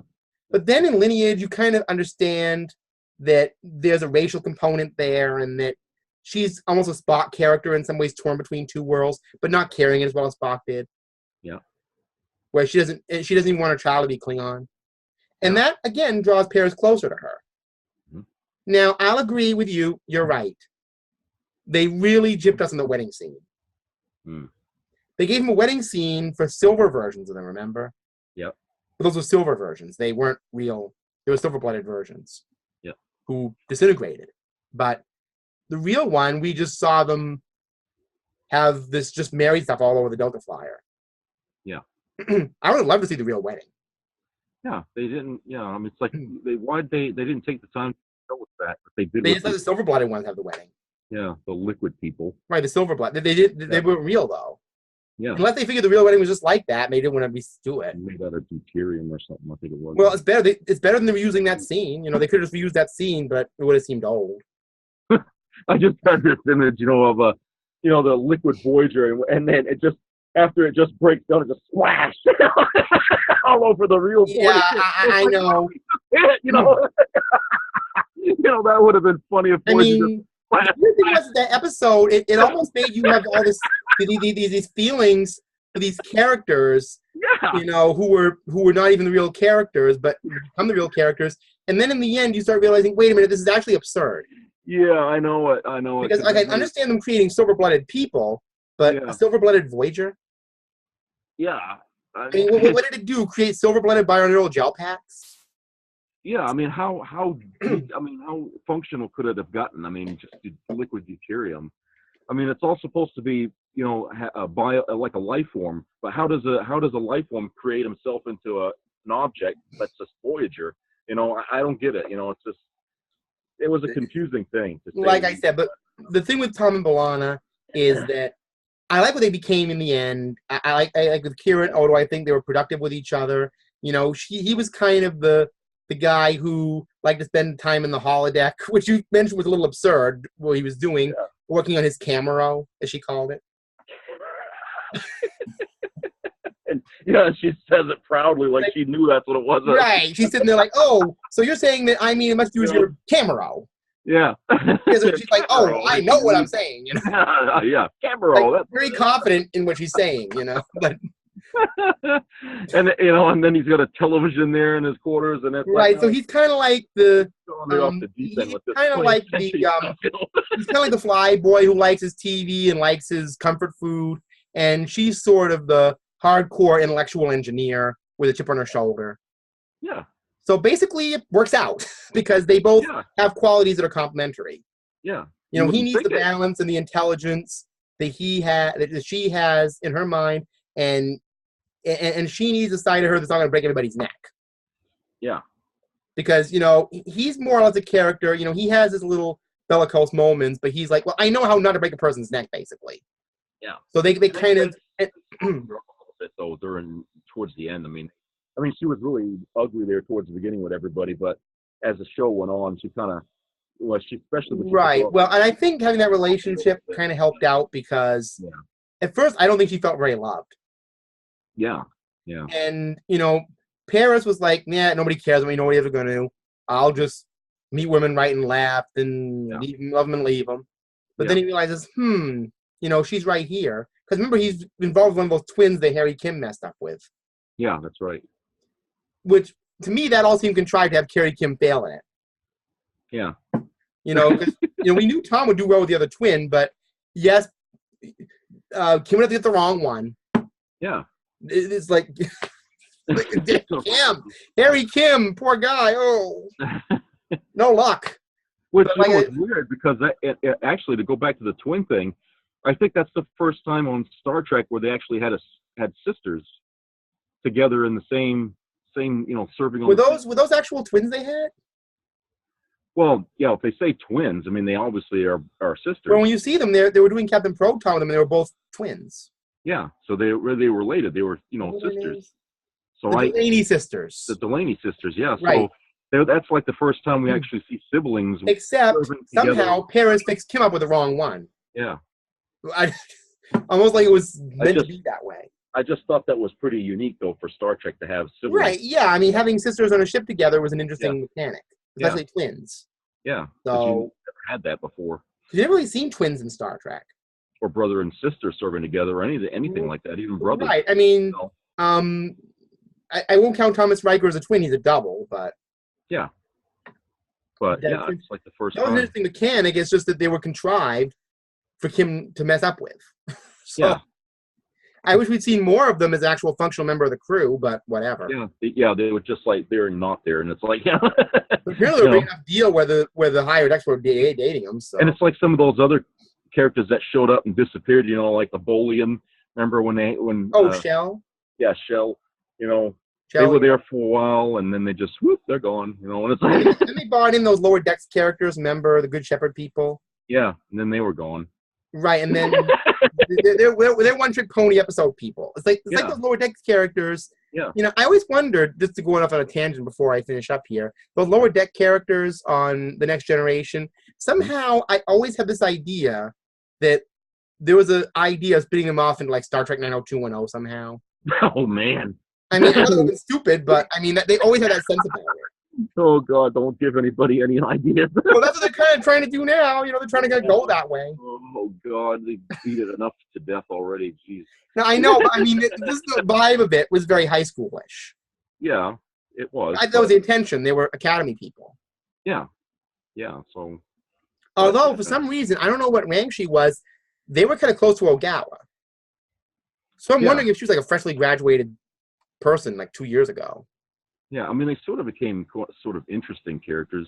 I'm wondering if Ogawa, when those people were in the academy, if she was like in her senior year when they were just getting in. Yeah, because I never thought she was, I always thought she was like a nurse, or she had already... I didn't think of her as an old character. I thought of her as kind of a newbie when she came on. Really? Well, because she was so eager to please Crusher, and she seemed kind of young. Yeah, but that was only in that episode. Deck characters. I mean, she was there before that episode, and she didn't come off that way. What I figured, those lower deck characters have been in Starfleet. They were getting ready to graduate and get on their promotion. So, they weren't academy people. They were actually officers. Yeah. I'm wondering if they had been like freshly assigned to the ship like a year ago, and Ogawa had been the older figure when they entered the academy, who kind of mentored them, and they got in the Enterprise. They just kind of hung out with her because they knew her. Yeah, well, that could be it. Because I sense Ogawa was a lot younger than Crusher, had been in it a shorter time. Yeah. When Star Trek characters are kind of younger. Yeah. Except Harry Kim, who's meant to be younger. Boy, we're really hung up on Harry Kim tonight, aren't we? I guess maybe we all feel like we wish that character could have evolved a lot more.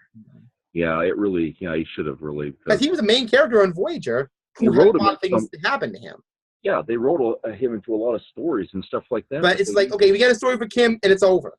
Nothing happens. Yeah.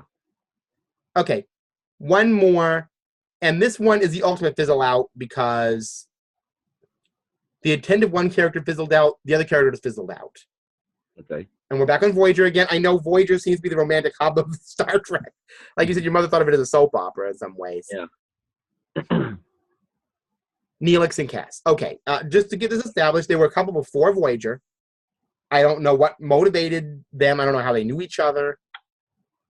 I don't know if he was on Ocampa and they met in Kazon prison and they developed a prison relationship. I don't know what happened, but they were there. He went to the Kazon to rescue her, which is why I have that suspicion. Yeah. But to be honest with you, in that relationship, Neelix was really more the problem.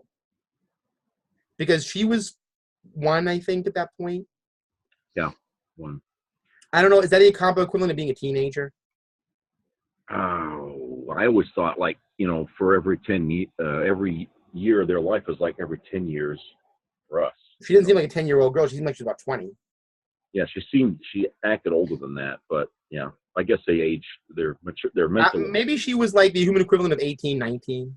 Yeah, something like that. Maybe yeah. Like late one. Like I said, if you look at Ocampa, for all you know, 6 months before Caretaker, she might have been a little girl. Yeah.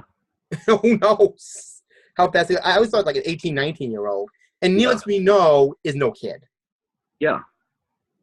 There's some estimates I've heard where Neelix was very middle-aged at that point. Because he talked about things that happened in the distant past where he was much younger. Yeah. Like, he's not a kid. So I always assume Neelix to be some middle-aged guy, some middle-aged Galaxian. Yeah.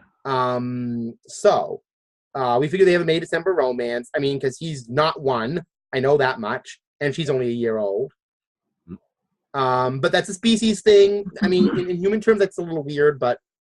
Yeah, we don't want to think too much about that. Right, that gets unpleasant. But anyway, and that was brought up. But it's like, they're aliens.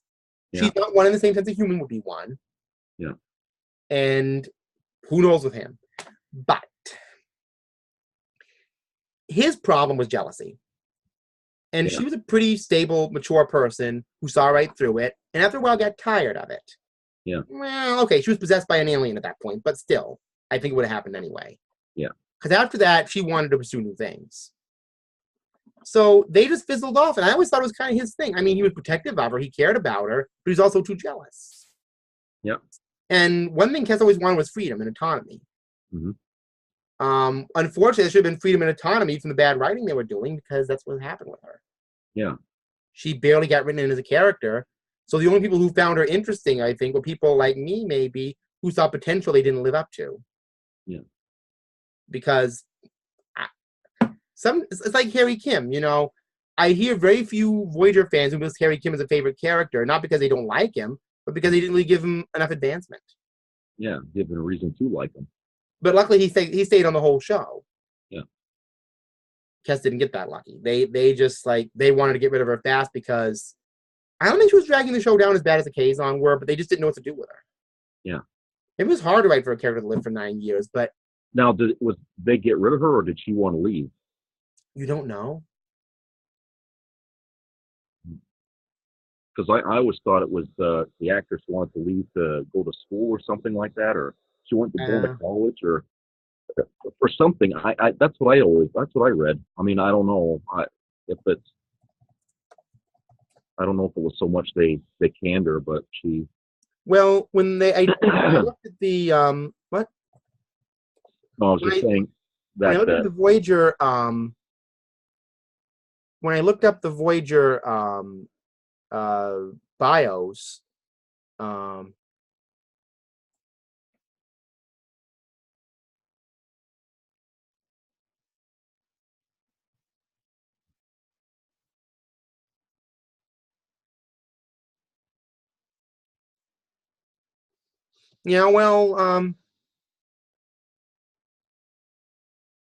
Jennifer, I think it's pronounced Lean or Leanne or whatever, who played Kes. Yeah. I don't know. She's unfortunately ran into a lot of problems in later life. Yeah. But the point is that it looks like with Voyager, she seemed to get along with the cast very well. In particular, she was very close to Kate Mulgrew. Yeah. And Roxanne Dawson. Wikipedia cites, according to a couple of Paramount-related sources, that Leanne's contract was not renewed. Business talk for the candor. Okay. So then they, yeah. Okay. God, I know a lot of Hollywood business talk I probably shouldn't know. Like I said, since I'm involved in Star Trek, I get to know the little dog whistles. When they say contract was not renewed, that means they candor. Yeah. So, and like I said, they just I always thought when they sign a contract, it's usually a 6-year contract, the actors, and then after the 6th year, they have to. Well, I think, like I said, they signed her up for apparently a 3-year contract or whatever, which she did, and they didn't renew it. In other words, they didn't want her on the show anymore. Yeah. And well, they weren't very sure about her to begin with. I mean, it sounds to me like they really didn't want to hedge their bet too far by keeping her on there for more than that. And that resulted in, and this may sound like petty insider gossip, but I do want to mention this because Mulgrew's not shy about it. It led to a rift between Kate Mulgrew and Jerry Ryan. They only recently resolved. Really? Yeah, because she felt that the reason why they got rid of Jennifer Lean was because they wanted Jerry Ryan to come in and be a bod. And it did seem that way. It all involved Brendan Braga. There was it was a big to-do. Yeah. That she just didn't like Jennifer Leanne in the show. And they didn't want to develop her. And they didn't want to deal with her. They wanted somebody who had more, what's that trope they always use? The 18 to 35-year-old white male audience. Yeah. A term I never did like. It sounds pretty rotten. Yeah. But it's like, you can't tell me that people that want 18 to 35-year-old and white watch the show. So they're the most multicultural, multi-gendered audience you're going to get. Yeah, really. And they're like, oh, come on, don't pigeonhole us. That's like the get a life thing. We talked about that too. Yeah. It's like, stereotypically, what is the Star Trek fan usually? An 18 to 35-year-old white guy with all kinds of junk on him. Yeah, that's why they're, after so many years, they figure, oh, well, the Trek audience is too old. Right, but when you go to a Star Trek convention, that is not what you see. No, hell no. You see colors of the rainbow. You see a lot of gray hair. You see a lot of kids. So they must be going to these things with blinders on because they're not really seeing who's there. That's marketing. That has nothing to do with reality. Marketing is its own little universe. Yeah. And like I said, I guess they looked at Jennifer Leanne and they said, you know what? Her character's awkward. We can't market her. So let's put on somebody who can just be a marketer. Luckily, with Jerry Ryan, she kind of, like you said, and I agree with you, she kind of broke the mold on that one. It's like, well, you wanted a bod, I'll give you a character. Yeah. I'll give you a character that's going to go down with the Datas and the Yodos. Yeah. And she has. Which I think they could have done with Kes, too. They just didn't want to go there. And I think the writers, too, didn't want to treat her like a bod either because they gave her stories that were really kind of potent and developed her character a lot. So they gave Jerry Ryan a lot of material there to really expand that character on. Right, and extended it. Where they give that to Kes, but then they'd say, okay, remember that last episode? Forget that never happened. Yeah. They wouldn't let it go on. Like they had this thing of her powers developing, and they said, okay, we'll put it away for a while. They would just have her leave about it. Yeah. That was it. They didn't let it grow into another place. Yeah. So I hate to say this. That kind of leads me into the last one I want to discuss. Boy, this could have been just Voyager romance. I didn't mean for it to happen this way. It really didn't. Yeah, but there is a lot there. But Voyager tends to be, because think about it, they're in the Delta Quadrant. There's always talk about maybe we should start shipping people or not shipping people. Anyway. Yeah, generational ship thing kind of. 7 of 9. Okay, she's not set up as a romantic character at all. Nope. At all. I mean, when Harry Kim has a crush on her, she thinks that he's looking to procreate. Yeah. And she's interested in a biological experiment, and he's like, I haven't even been to first base yet with you. Yeah. So, end of this. That's over. That's the other one that Tom Paris always mentioned. The hologram, the Borg, the wrong twin. Yeah. Because, she just thought it was a science experiment, and he was like, okay. Yeah. I haven't even kissed you. You're ready to have babies. And yeah. She didn't know. But anyway, her thing was that at first she had this thing with the doctor. Remember, he was kind of like had a Pygmalion thing with her where he was giving her social lessons for a while. Yeah, I mean, the doctor was sort of developing a crush on her. Right, and then like what's that character in My Fair Lady, the Rex Harrison character? I'll become accustomed to her smile, whatever. Anyway, he develops that kind of relationship with her where he sort of becomes interested through the social lesson. Mm-hmm. But that doesn't really happen. So Seven of Nine goes on to be this unromantic character for the rest of Voyager until somehow in the end she creates a social program for herself where through some means of logic she decides her and Chakotay would be an ideal couple. Yeah. Then suddenly they become a couple in real life. Yeah, like, it just. And they're having a picnic in the Astrometrics lab at the end of the show, and it's like we stepped into an alternate reality. I mean, it came on us that quickly. This program she had. Yeah. We know they really ship, but then all of a sudden they are. Yeah, it's like no, I don't think anybody really saw that coming, and they couldn't even bring themselves to even think that the two of them would even be, in a way. It was really. Boy, this sounds so stereotypical of that era. It's not even funny. But maybe in Seven of Nine's case, it would have been a better mechanic to go back to Earth, still kind of an outcast. Because they almost built it up like, yeah, if she goes back to Earth, she and Chakotay are going to have this relationship. Well, yeah, because they remember the alternate future. Right, where she dies in an away mission, it kind of breaks him and everything. Yeah, he gets really depressed over it. And so obviously there's assuming there's going to be something, but I just... Yeah. I never thought Seven of Nine as being romantic or Chakotay as being romantic because of the way they handled him. Yeah. I mean, I always thought it was him and Janeway, basically, but then all of a sudden... they handle that one. Yeah, then they went, they spun it around and said, oh, no, it's not him and Janeway. And basically Janeway saying, it's more important that I consult with an alien monkey than deal with you. So yeah. Maybe she was too involved with some holodeck character and he just said, the hell with it. The sim. Maybe the sim was more important to her than... Boy, yeah, you're right. This was a rabbit hole. Uh-huh, yeah. But maybe a rabbit hole is not too bad being in. I mean, because like I said, this is something I've discussed a lot with my mom for years because she likes the whole Star Trek as a whole. Yeah. But, when you Star Trek, you identify with the characters so much. My mother would be watching and say, oh, come on, Geordi, don't do this. Yeah. Come on, Kim, don't do that. This is the mistake that they always made in that series is that, it's not that the relationships that never work are the ones we learn from. It's the ones that succeed that we learn as we succeed. You know what I'm saying? The ones people have to work through. That's where we learn our lessons. Right. A lot of people, have this notion that there's an old trope, I'm sure you've heard of, the people that, and Star Trek uses it a lot, that humans learn more from mistakes. But romantic mistakes, not so much. I think that, obviously a kid learns more from making mistakes in general. But with romantic mistakes, you don't want to have Keiko and O'Brien every romance, Yeah. You don't want to have that relationship that it never resolves itself. It always kind of stays in a limbo. But it's sort of like what Tom and B'Elanna. It was just, I know they weren't married the whole series, but their relationship always had some rockiness to it. But they worked it out. But they grew. They grew from that. So, yeah, that to me was more of a realistic. And Kira the same way. Yeah, that was more realistic. They grew through difficulty. Yeah, so why is it seems like every other character, their relationships always end in like death or some stupid thing, it's like, yeah. I mean, why can't we just have them have the relationship and then make the stories, them having these moments they got to work through, and then have it, we kind of covered him in Crusher, but I forgot about Picard alone. That's one of the main ones I wanted to mention. What's that? Picard. Let's forget Crusher for a minute. Okay.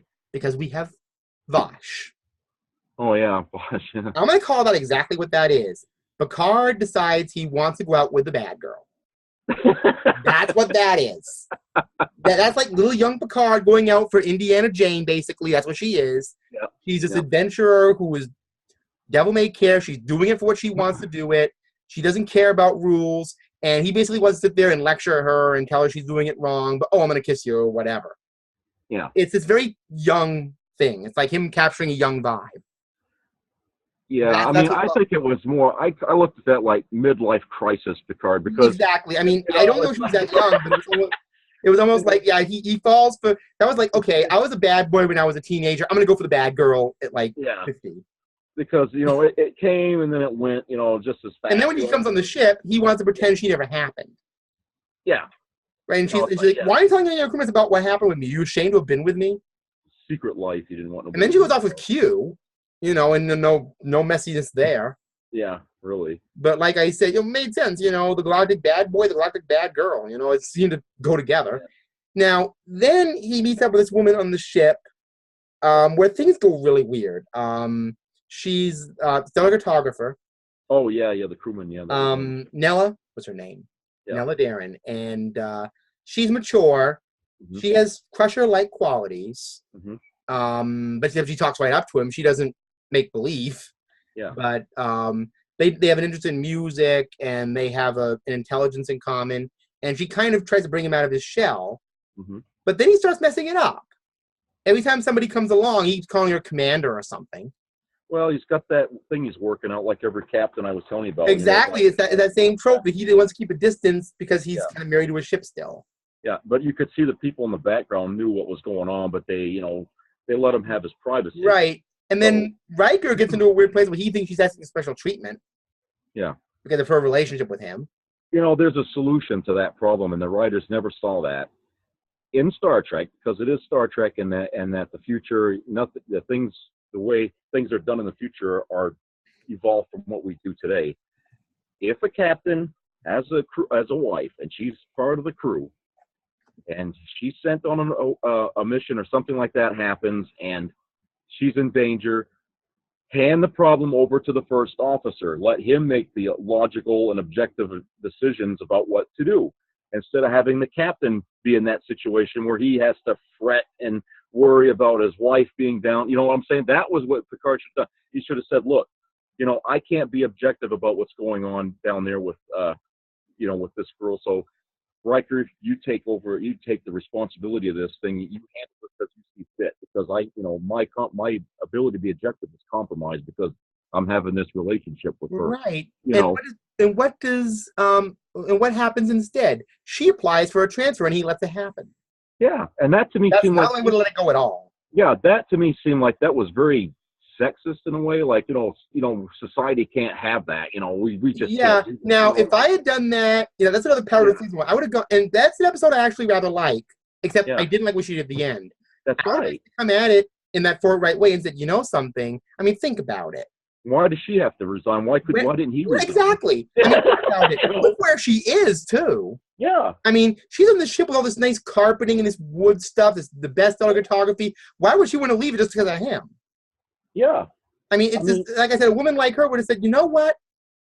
I mean, almost Jadzia Dex, like, you know what? I'm going to stay on this ship, and if you don't be around me, there's a nice high-pitched sonic shower you can take, I mean, I'm going to stay here. It wasn't like they left because they didn't love each other or something. They did. But she sacrificed, her position on the ship, in order to... Right. And then when she almost died, he broke apart. But if he really cared about her, he wouldn't have let her do that. He would have said, no, we can work this thing out. So then what they do is they end up turning it into this detached tale of postmodern alienation. Yeah. And that that didn't work for me. And if anything, I mean, I would have had him say, well, maybe a transfer is a good idea, and her say, no, I think I'm going to stay here, and let's just work this out. Like any other relationship, let's try and work this out. They're adults. They're not kids. They're adults. They would work this thing out. It's almost like she couldn't handle it, and she could have. Yeah. But it wasn't anything that he did. It was the fact, I mean, she understood him well enough to know that, he was suffering up on the ship, when all the stuff was going down on the planet's surface. But like I said, that was a situation that, evolved into her coming back, and they could have worked this thing out. But instead she says, oh, well, I'm just going to resign or transfer or whatever and just leave the ship. And I was like, that, it didn't seem like a proper way to deal with that situation. They could have worked it out. I think it would have been a more mature thing. But I think, the writers didn't want Picard to be tied down to a character for the rest of the show where, he had this thing, because I don't think they knew how to write that kind of material for Captain Picard, because they never did this before, like even in TOS, they never, Kirk didn't have a wife on, it's like, another point you kind of alluded to, it was kind of a cop-out. It was a cop-out. How they ended it. Just like, and even my mother would always say when she watched it, why did you leave? You didn't have to leave. You open this door, let's step through it. Right. I mean, even if she'd been a recurring character on the rest of the Next Generation, they never went, anywhere with it. It would have been interesting to have him kind of have this thing that developed. It would have been a good, like a jumping off point, but, you know, to have him deal with Crusher. Crusher might have had some kind of issue with him and her. Or at the very least, have her be a recurring character instead of having her just leave and never see her again. Yeah. Like it was, like I said, an opportunity miss. They You created a character, and I gotta tell you, with Nella Darren, I would not have minded her seeing her again. No. Because that would have been a great character of Picard to deal with, and they just, I'll apply for a transfer, and that's the end of it. Yeah. Like, oh, come on, you could do better than that. I didn't like that ending at all. Right. I mean, like I said, it was kind of sexist. It made her look like she was weak. Yeah, like, oh, it's the woman's responsibility to give up and not the, you know, like I thought this was a society of equality here. I mean, would he, you know, he didn't even try to talk her out of it. You know? If that had been Jadzia or Kira, do you think they would have done it like that? Well, but look what happened when Worf and Jadzia went on that mission together, and Worf sacrificed the success of the mission to save Jadzia, and he brought her back to the station, and Cisco gave him a little bit of a tongue. Well, right, he did a little better with that one. Yeah. But he didn't say, well, I'm just going to transfer out. No, they worked it out. You know, they said, well, right. fine, but like I said, the DS9 women were a little bit stronger. I mean, actually a lot stronger in some cases. Yeah. Because, like I said, if that had been, like, say, Worf and Jadzia, and he had said that, she would have said, I'm not the one applying for a transfer. You can transfer if you want. Yeah. I'm staying right here. And what did that do? You transfer everywhere you want, you know. So what did that do when they worked it out towards the end? That it made the relationship stronger because then they were going to let that end. And like I said, the events of that episode lessons should have made them quite strong. Yeah. But in the end, it's almost like, well, I'm going to let her do it and let her be the weak one. Yeah. And she's supposed to be strong, and I would have kept her strong. Yeah, I wouldn't. That was the wrong way to go with that. Right, like I said, I would have really preferred it if they had kind of kept things in a way where it's like, well, we got to work this out, but we can't deny it happened. Yeah. I mean it was a cop-out, but... it was pretty intimate up to that point. I mean, you can't just kill something like that overnight, you know, because of something that happened on a mission. I mean, it's like, come on, you know, you guys are really getting out of here, and, you know, now you're saying, no, well, okay, we're going to just end it. You know, that it wasn't realistic. It was not realistic at all. It just didn't, you know, if you're talking about the human condition, that doesn't happen in the human condition. I mean, even well, I guess the overriding theme here is that Star Trek needs a more consistent dialogue on romance. They need to because they got it right twice. Got it right twice. There's some writers that understood it and some that didn't. Whoever did Tom and B'Elanna got that one right. Whoever did Kira and Odo got that one right. Yeah. And like I said, I avoided some oddball ones that were kind of comic, although they had interesting points. Like, what's her name? Quark's mother. There, they call her Moogie. Yeah. Because that was just kind of an offbeat thing, but there was that mechanic where, again, she was a stronger one because he was this weakened older man, and she was kind of running the Ferengi Empire. Yeah. I mean, they seem kind of silly, but still, it's kind of like the opposite of Nella Darren. She was kind of taking over. She was doing this in the face of the fact that the Ferengi women are supposed to be... So, if a Ferengi woman could totally take over the whole Ferengi Empire, what's Nella Darren's problem? Yeah. Really? I mean, Moogie did better than Nella Darren. Yeah. She was pretty much running the Ferengi Empire, so... Yeah. Ferengi Alliance, so... Yeah. So, I mean, if a Ferengi woman could bring themselves up to that, you can't tell me these enlightened Starfleet people, I'll just apply for a transfer. That's the end of that story. We won't see each other again. Bye. Yeah. I just think they wanted to end the episode, not have her around again.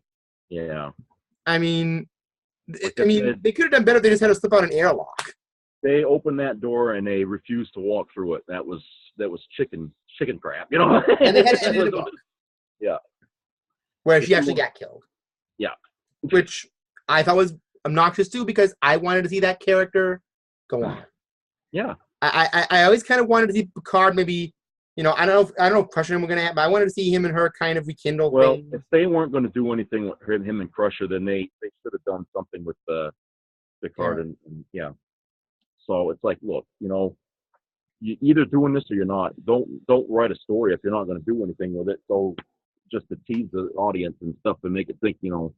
Because it ended up, like you said, coming off a little bit, you know, wacky, the ending of it and stuff, and it just I didn't like it.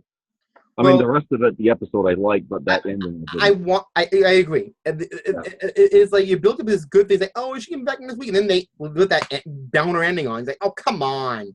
Yeah. He almost lost her, and now she's going to apply for a transfer. Yeah. But anyway, it's like, come on. They started going supposed to be strong. Don't. It's not going to change anything because if he finds out she died somewhere else, it's still going to affect them. So what the hell? Either die on the Enterprise or die somewhere else. I mean, it's like, Exactly. what the hell? You know. And like I said, there are some relationships I'm not going to bring up because they were set up to be dysfunctional. And also they lead into tropes that are eye-rolling. For example, whatever was going on between Kirk and that Janice Lester. I know. Well, you know, we kind of ignored that because we were laughing about the acting. Well, yeah, but remember, they actually kind of were each other. So, right. It's whatever that was. So, that relationship was built on crazy season 3 Star Trek stuff. So. God. I mean, I think our attention was more focused on how insane William Shatner could get with the character than worrying about what was going on between him. Well, what it was that you said they explained it in some fanfic where there was some mechanic where Starfleet at the time wasn't admitting women into the captaincy, and she was unstable, and she used the device to transfer over to him, which made her apparently way, way more unstable via Shatner's acting. So, I mean, that point got totally lost in that episode. I mean, they said about, you know, women aren't admitted into Star Trek. Right, that could have been more a framework for it. Like, they could have told a social really relevant story with that. But then in the end, they just kind of trail off like, oh, what a pity. Her life could have been as fulfilling as any woman's if only blank. Yeah, blank. And I'm like, you know, we went through all that to get to that. I guess that episode was kind of really a waste of time, wasn't it? Yeah. I mean, they had points they could have made and they didn't go there. It was like, you know, let's watch William. I think they're trying to get it done. They're trying to get the show done. Like, let's do whatever. Let's shock the crew and see how much. Yeah, do whatever you want. And the fact that, you know, people were on the verge of mutiny and they didn't. It's like, oh, come on. Right, and you mentioned this the other night that I know this gets into a Shatner thing, but that thing on the bridge where he's like, "You obey my orders," whatever that was, you know,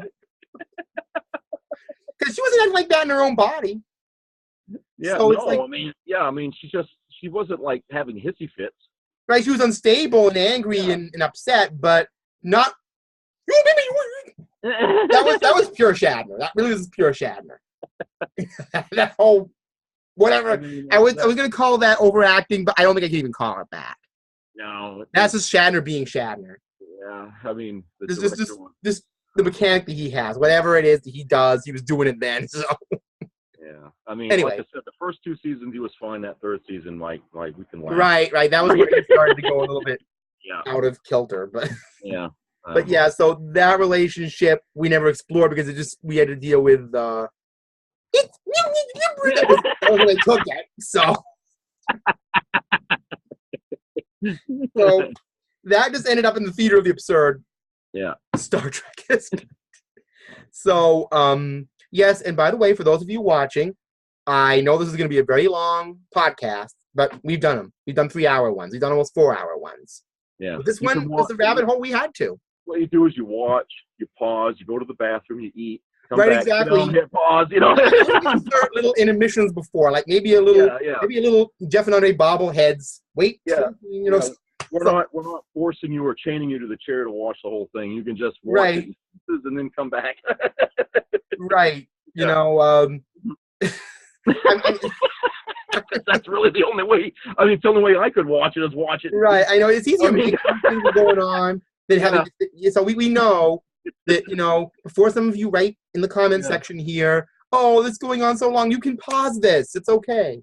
Yeah, it's going away. It's all good. It's all good here. Just, you know. YouTube's not going to shoot them down. I mean, we try to make them short. Yeah, we try. But, you know, like we've been talking about Star Trek for 20 years, and we're just putting this all out here. So. But, okay, so I'm trying to think. I just have this weird feeling that there's someone we're missing here. I think we hit all the key marks. Yeah, I don't. I kind of think we keep. There were some things with Spock, but it's always kind of unrequited somehow with him. Yeah, I mean, like in season 1 where he meets the girl on the planet with the shooting flowers there. Oh yes, Jill Ireland. Yeah. Because that was like, she obviously had all the emotion, he didn't. Yeah. Until he got spored and started acting insubordinate. Yeah, his emotional screen just kind of dropped, and now he was just showing emotion. Right, so I guess when Vulcans fall in love, they become insubordinate somehow. I don't know. So that was I noticed one mechanic in there that he wasn't interested in anything but her. Yeah. So I found that little thing would go the other extreme, but I guess Vulcans have extreme emotions. So that, or maybe there was more going on with the spores than that was just, maybe it kind of enhanced whatever feeling he had for her, to the point where it just come off like weird, like he's hanging off a tree and he's laughing. And there's that. Like I said, he was very insubordinate toward Kirk. Like he didn't care about that anymore. But that was though they were all doing. They didn't care about what they were doing anymore. They were just interested in being kind of, I don't know, indolent or whatever. He seemed like he was more aggressive. Remember McCoy was like more aggressive. Because that guy told him we got to go. He was like, oh yeah, and he got. I thought that was when they were trying to get it out of them. They were saying these. Oh yeah, that's right. They sent that signal down. McCoy was sitting around making mint juleps. Yeah. And acting really Southern. Yeah. Because remember, he's like, "Oh, hi, Jimmy boy." They give both Southern accent all of a sudden. So yeah, it was sort of like they were like a little bit drunk, I guess. Like another. Yeah, they was like an intoxication, except it wasn't Naked Now or Naked Time. Right? Yeah, but it was kind of like that a little bit. But it just seemed like their inhibitions were just gone. I always wondered if that was, again, back to the I wonder if it was an allegory toward the drug thing, like they were all drugged. At the time, we'd have to look at the times. I guess maybe that was 66, 67. Yeah, that would have been right around the time of the Summer of Love, and I'm wondering if that was like, because if you watch that Get a Life Kit with Shatner, and they talk about that episode, one of the characters describes them acting like hippies. Hippies, yeah. Well, you think about it, they're all sitting around like, oh, we don't care about things. We're just interested in peace and love and talking like in Southern accents and drinking mint juleps. It was like the corporate interpretation of the counterculture. Yeah. Because they always toying with that anyway. I mean, we were doing this before we started this, but it's certainly a better metaphor for it than hey. Oh my God. I had to bring that up. But like I said, so yeah, I guess there's that with Spock. There was that woman in that cave, but that was not really Spock though. It was kind of like a past Spock. Yeah, it's like he kind of de-evolved mentally a little bit, like to the Vulcans of the time period. Right, and I wonder if McCoy had stayed there, would he de-evolve like a caveman or something? Because he'd prepare. Yeah, that's the thing, though. It didn't happen to McCoy. Yeah, that time travel mechanic always confused me because they went back in time, but they had to be prepared to be in that time frame. Yeah, which they never did that in time travel in Star Trek again. No, they didn't. Unless that was just that planet doing that. Or maybe the machine that was used to send them there was probably, you had to do something before you could use it. Maybe it wasn't like a regular portal, like you'd see like the Guardian or something like that. Maybe it was a different kind of system they were using, and you had to prepare yourself before you could go into it. Because Bones acted a little aggressive, but I don't know. But not like to such a degree where he was like an opposite of himself, No, he was just being typical Bones. Yeah. But where Spock was as he said, oh, I'm not myself, meaning Animal Flash, and I'm fawning all over this woman, and he's ready to beat the hell out of Bones here because he's, like his Bones is kind of outing him. Yeah, and picking on him. And he's like, I never enjoyed that. I don't think I ever enjoyed it. Yeah, I never liked that, and I don't think I ever will. Right, and then Spock's all of a sudden turning all grumpy, like, what's happening on your planet right now with Vulcans? Like, oh, my ancestors are barbarians. Like, you're reverting back to you, and I'm not. So like I said, I don't know why that didn't affect McCoy, but that's Star Trek, so I don't know. Well, better than Kirk. They all thought he was a Weech. Weech. I'm sorry. I always just. It was season 3. Yeah. Weech. Whatever. I don't know. There was some oddball mechanics in that. Yeah. Like I said, actually, you know something? We always insert humor into it, but I would love to get some information at some point and kind of do an analyzation of different Star Trek seasons, like characters from just not the episode, but just the season flavor in general from different aspects of Star Trek.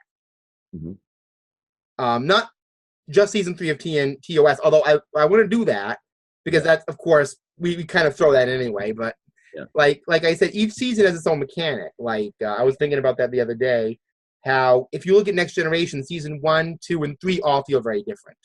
They do, yeah. I mean, season 3 through season 7 all are basically kind of the same mechanic. Yeah, I mean, I think I see sort of a change, like by season 5 or 6. I think it kind of feels a little different even then. You think that even that late in the game? Yeah, I think so because it seems like the characters seem to be more. Well, I guess you could say post Locutus there was a difference, maybe in Picard. Yeah, but yeah, I think it also the other actors at that point were really more confident with themselves. But not only that, I think in the first 2 seasons there's a lot of this mechanic of trying to guide Wesley. So that kind of makes the show its own kind of thing. And then when Wesley leaves, all of a sudden it's not about we're not guiding Wesley anymore. We're kind of doing our own thing. Yeah. Because there was a lot of that in season 2. If you look back, it was a lot of like let's bring Wesley to this place. Yeah, after his mother left, it was like all about how they were going to handle Wesley. Yeah, they all kind of become teachers for him. Pulaski, who doesn't even know this kid, kind of steps in like a school teacher. Yeah. So not that season 2 is Wesley's season. I'm just saying that, and they're all very different. So then in season 3, they're trying to bring back Crusher and trying to reinvigorate the show a little bit. And then in season 4, they're trying to show all these family aspects of things. Yeah. And that could be season 5 too. Then in season 6, I think they're kind of setting up Deep Space Nine. Well, they're doing that in 5. Yeah. The Ensign Row, they're setting that up. Cardassians are setting that up. Bajorans are setting that up. So season 5 and 6 are Deep Space Nine set up. Yeah. And Voyager too, because they set up the Maquis in season 7. Yeah, that's right. Yeah. Where they, I'm assuming that thing with the border was the Maquis set up. Mm-hmm.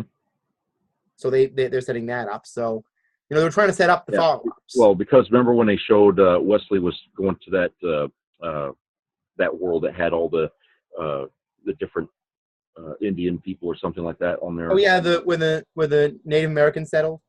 Yeah, and it was like that. I guess they were trying to say that's where Chakotay had come from that colony or that planet that was where he came from or something like that. Right, he was in Starfleet. So yeah, because we were going to be introduced to him in Voyager, so I think that was deliberately made. They made that episode just to bring. Wouldn't it have been interesting if in the Next Generation, if they had flat out introduced Chakotay there? Well, yeah, I mean, it would have worked. I mean, because then we would have been more familiar with him when we did Deep Space Nine. They introduced Chakotay as like an early Maquis supplicant. Yeah.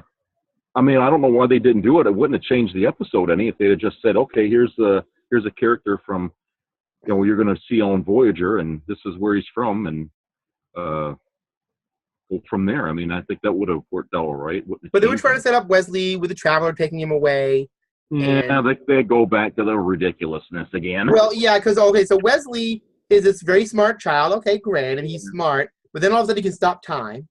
Yeah, he just screams and he just stops time by yelling.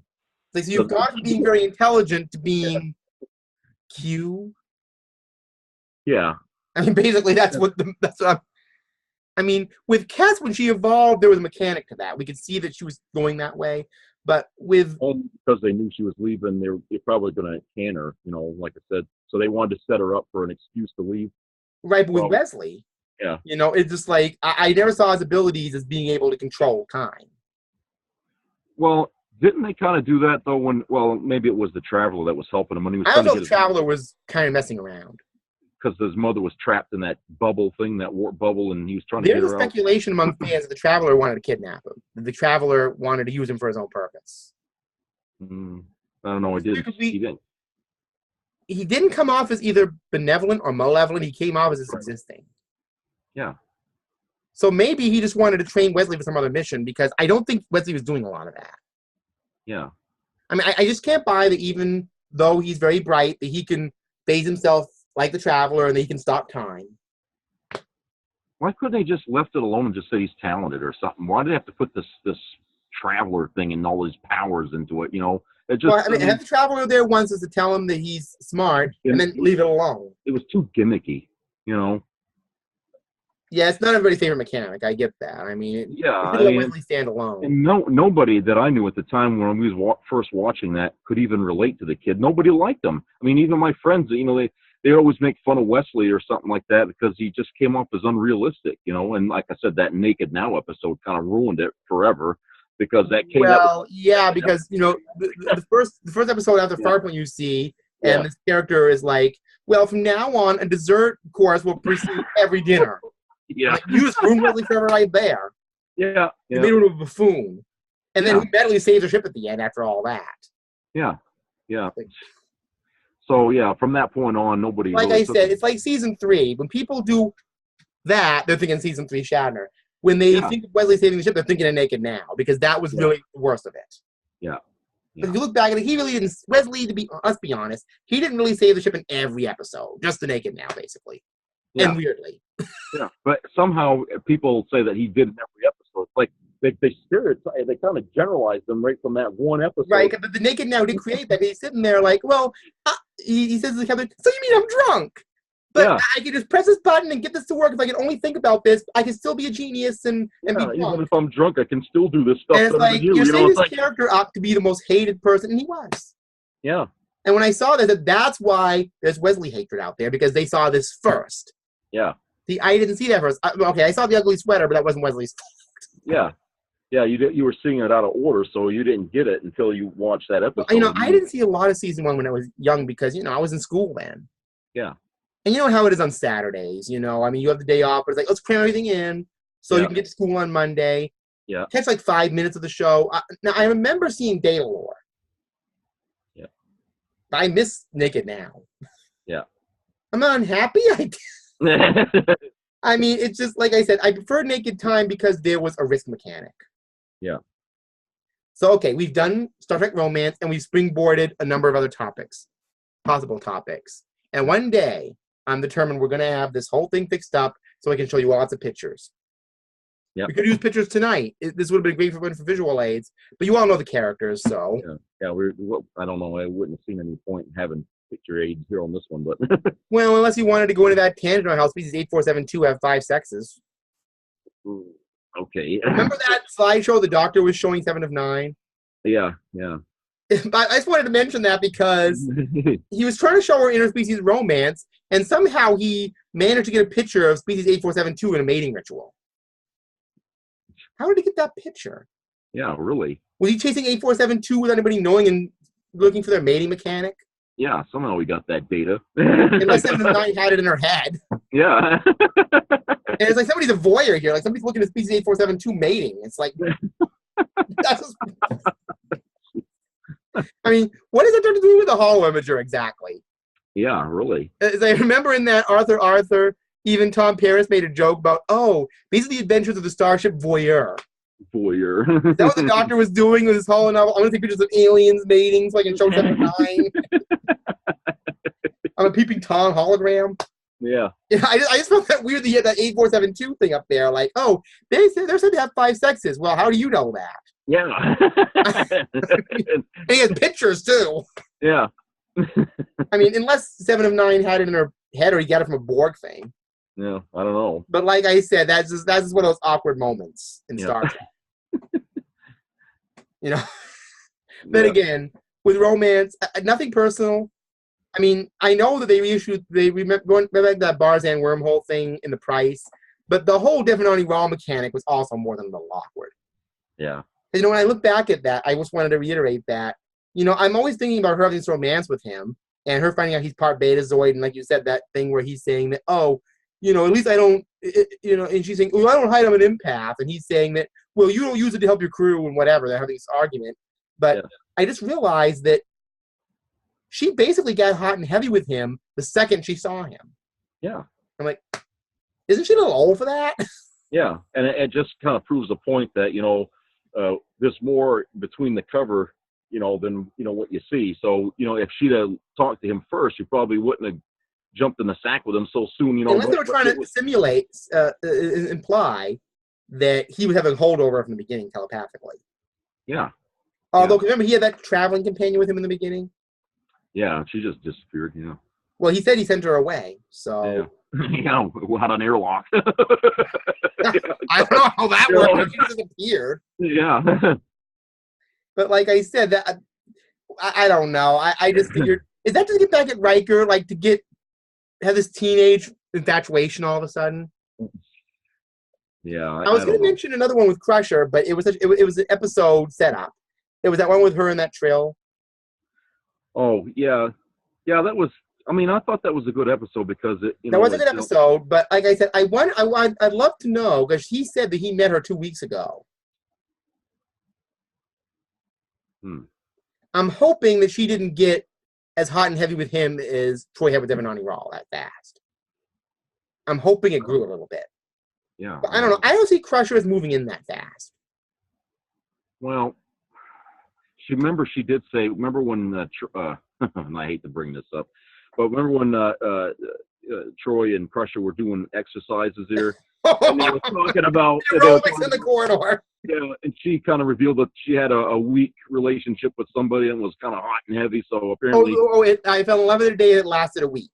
Yeah. But what a week. What a week, yeah. But, and then I met Jack. Yeah. So, apparently, she's capable of it. So I guess, I don't know. Just to let you know, what was the problem with bringing up the aerobics thing? I'm just curious because I think I know where that's going. But yeah, all they did was just put two mirrors in the hallway on the. Well, I think that was like 91-ish. That somehow that scene felt extremely 80s. I don't know why. It was the leotards. I mean, because everybody was into that back then. I remember. When the show came out in '87, you could turn on. You know how you see reality shows now? You'd see all these aerobics shows. Yeah, I mean, tons of them. It was like an 80s swamp with them. I mean, everybody had a gimmick on how to get fit, and they had a device. Well, I mean, nothing wrong with getting fit, but in the '80s, it seemed like everybody was wearing spandex and doing aerobics. Yeah. In the most sexually implicit possible way. Yeah, I know. I mean, it was. Yeah. It was kind of a joke at the time in a way. Yeah, I mean, but then it's like 91, and society's kind of moved on from seeing people in tight spandex, and here's Crusher and Troy in tight spandex. Yeah, I know. I mean, just for them to talk. That was like a holdover from the '80s. And yeah, I mean, they could have gone into 10 forward and had that same conversation. They didn't be sitting there doing this. Yeah. With a mirrors. Yeah, as an actress, I'd have said, "Come on, guys." I mean, I mean, it wasn't as hokey as the TOS stuff, but still, it's like, okay, this is where you're linking it a little too close to the 80s. Yeah, I mean, it's like, I know why you guys are showing this stuff, but really, I mean, put your hormones in check and let's do this show seriously. I mean, come on, it's like, God. I mean, it was like... even exercising would have been fine if they had like an exercise room and they're on. It didn't even look like a room. I knew what it was the minute I saw it. It's like, oh, they put two mirrors in the hallway because that's what it was. It was the hallway, one of the hallway sets, and they just put a mirror here and a mirror there. And was that an exercise room, or did they just put mirrors in the corridor and just use it? That's what it was. That's what it was. It was a corridor, and they put two mirrors in it to make it look like a fitness room. That was so. That wasn't a room. That was corridors. There was mirrors there. Yeah, it was so cheap. I mean, it was like, my God. I mean, they got this great big holodeck room, and they got all these other big rooms, but this is the best they could come up with. Well, can you imagine if they had them doing that in like a little back maintenance shed with all kinds of hammers? Yeah. I don't know. I'm just thinking of the weirdest place to do it. Yeah, like, I know. Maybe I'm doing the cargo bay or something. Yeah, God. But the mirrors. It was embarrassing as hell. I mean, I can't believe they did that. I mean, but like I said, wasn't now. First of all, in the beginning of that, they were in the beauty parlor, which actually could have all condensed that in that scene. Yeah. Where Crutchers has that thing in her face, that astringent. Yeah, and Troy's saying she's glowing. They could have condensed that whole scene. Mm-hmm. No, wait a minute. That was Devanani Raw, wasn't it? Where they're in the mirrors. Oh yeah. That was because Troy's saying, "I feel completely free with him," or whatever, and they're doing this stuff. Yeah. This pull-up stuff, and like I said, the whole vibe I get from it is, okay, Troy, stomach tight, lift up or whatever, like some '80s aerobic show. Yeah. It's just Is that 1990-ish? Yeah, it was after the 80s, I think. But just after. Yeah, because let's see, season 1 was 87, 88. That'd have been 88. No, I think that would have been season. That was second season, right? That episode aired in. That was season 3. So that was like season 2 was 89, 90. 1990. Yeah, 1990 and 91. Because usually the first year of a decade still feels like the last year of the previous one. Yeah. So in 1990 there was still some 80s hairspray and stuff going around. So it made sense they put that aerobics thing in there, but it didn't date it too bad. It just looked kind of cheap. Yeah, it just didn't make any sense. It was like, it's like a choice. You had a choice to have this dialogue. You can either do it in 10 forward, you could do it, in somebody's quarters, but they chose to do it in that corridor with the 2 mirrors. And I'm like, it seems so bizarre. I mean, it's like, bringing Muppets on the show or something like that, and then having them do the scene. And it's like, that was weird. I don't know. It's like, I don't know. It's one of those things in life you wish you didn't see, but you can't unsee it. Because they never did that again. You never saw that, whatever that little set was with the mirrors. Yeah, I just, I mean, you can't tell me there's not a gym on that ship. We know there's a gym because Wesley said there's a low-gravity gymnasium in there. And then Picard was doing some sword fencing there, remember, with somebody there? Yeah, they could have repurposed that set for... Was that actually with... I think that was like the shuttle bay. I was going to say, is that the set they used for the shuttle bay? Yeah, they just redecorated it a little bit, yeah. I'm trying to think of a room. They could have redressed the holodeck for that. Yeah. Like, instead of having those walls, they could have had a different wall mechanic. Yeah, exactly, yeah. I mean, if they really wanted to go weird, they could have them set up a holographic exercise room or something. Yeah. Instead of that mirrors. It was clearly the corridor, you could see it, and they just... Look, I understand they had a budget, okay? I understand they had a budget. You can still do better with budget.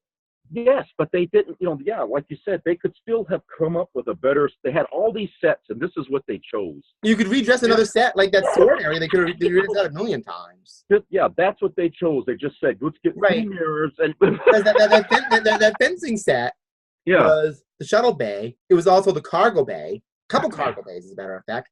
They could have dressed that right up to be an exercise area. Exactly. It that was also the area where Worf did his mud bomb. Yeah. That's right, when he had everybody together doing that. Yeah, and also Riker and his dad, and Bujetso was in that room. Yep, that's right. So that could easily be a gym. Yeah. If they're doing martial arts in there and Klingon and whatever Ambujutsu is with those sticks, they could have Crusher in them on like exercise bikes or on exercise mats rather than the corridor with the mirrors. It is that they could have used that room again. Nobody would give it a care. At least maybe that scene was shot at the end of when they was filming, and maybe they just at the last minute said, "Well, we've got to put this scene in here." So they just hurry up and made this, this cheap looking. I mean, it just didn't look quite right. Yeah. For years, I thought they were just exercising in the middle of the corridor. Yeah. I mean, because I saw it as the corridor, and I seen, there's a mirror there, and then there's another mirror, and then I got put together what they were doing because I've been into these fitness places before, and I see the room was always full of mirrors, and I said, they're just copying like you see on the street, when you walk by. They could put those mirrors down in that same room. Yeah. Yeah. God. At least it would look better than the corridor, obviously. Yeah. But then again, the Next Generation, I will say this, for the most part, they hid the budget issues pretty well. Yeah, they did. Yeah. Where with TOS, okay, I know they had a little lower budget. There were many times where Kirk passed the view screen, you clearly see the bumps on the canvas. Painting, yeah. Yeah, because the view screen was actually like an image they projected over, but the actual view screen was a painting. Yeah, it wasn't until the 3rd season when they actually were able to do a walk by without the view screen being a painting. I think it was that episode where they were looking for Spock's brain there, remember? Oh, we go back to season 3 again. Yeah. Yeah, where they were looking for which planet, A, B, or C there to land. Brain. Yeah.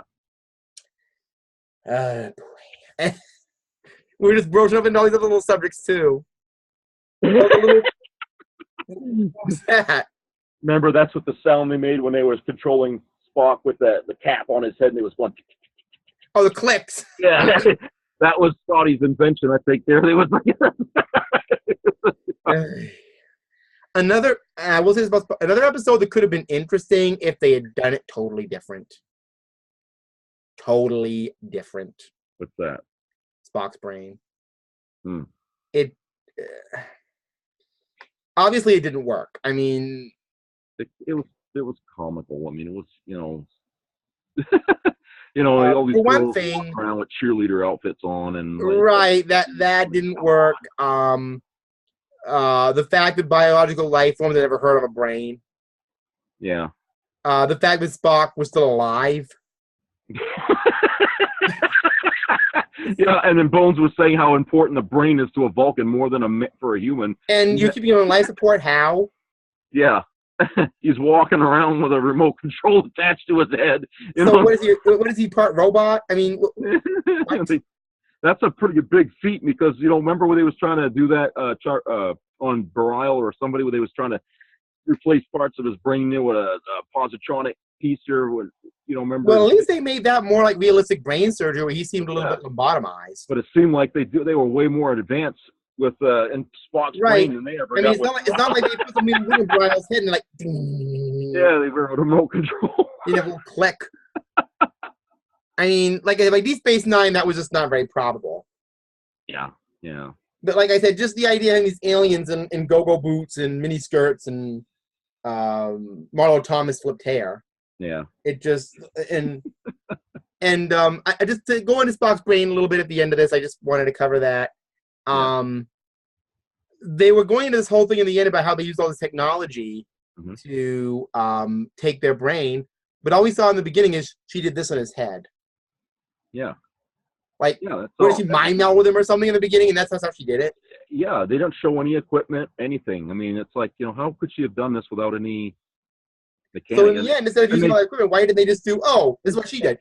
Brain back in the head. Remember, this was funny. At the opening scene of this episode, and they see that ship, and it looked like a silver rocket, and Scotty's like, "Oh, that's a beaut." A rocket! Come on, you gotta be kidding me. Didn't they remaster that same rocket in the Starfleet Remastered?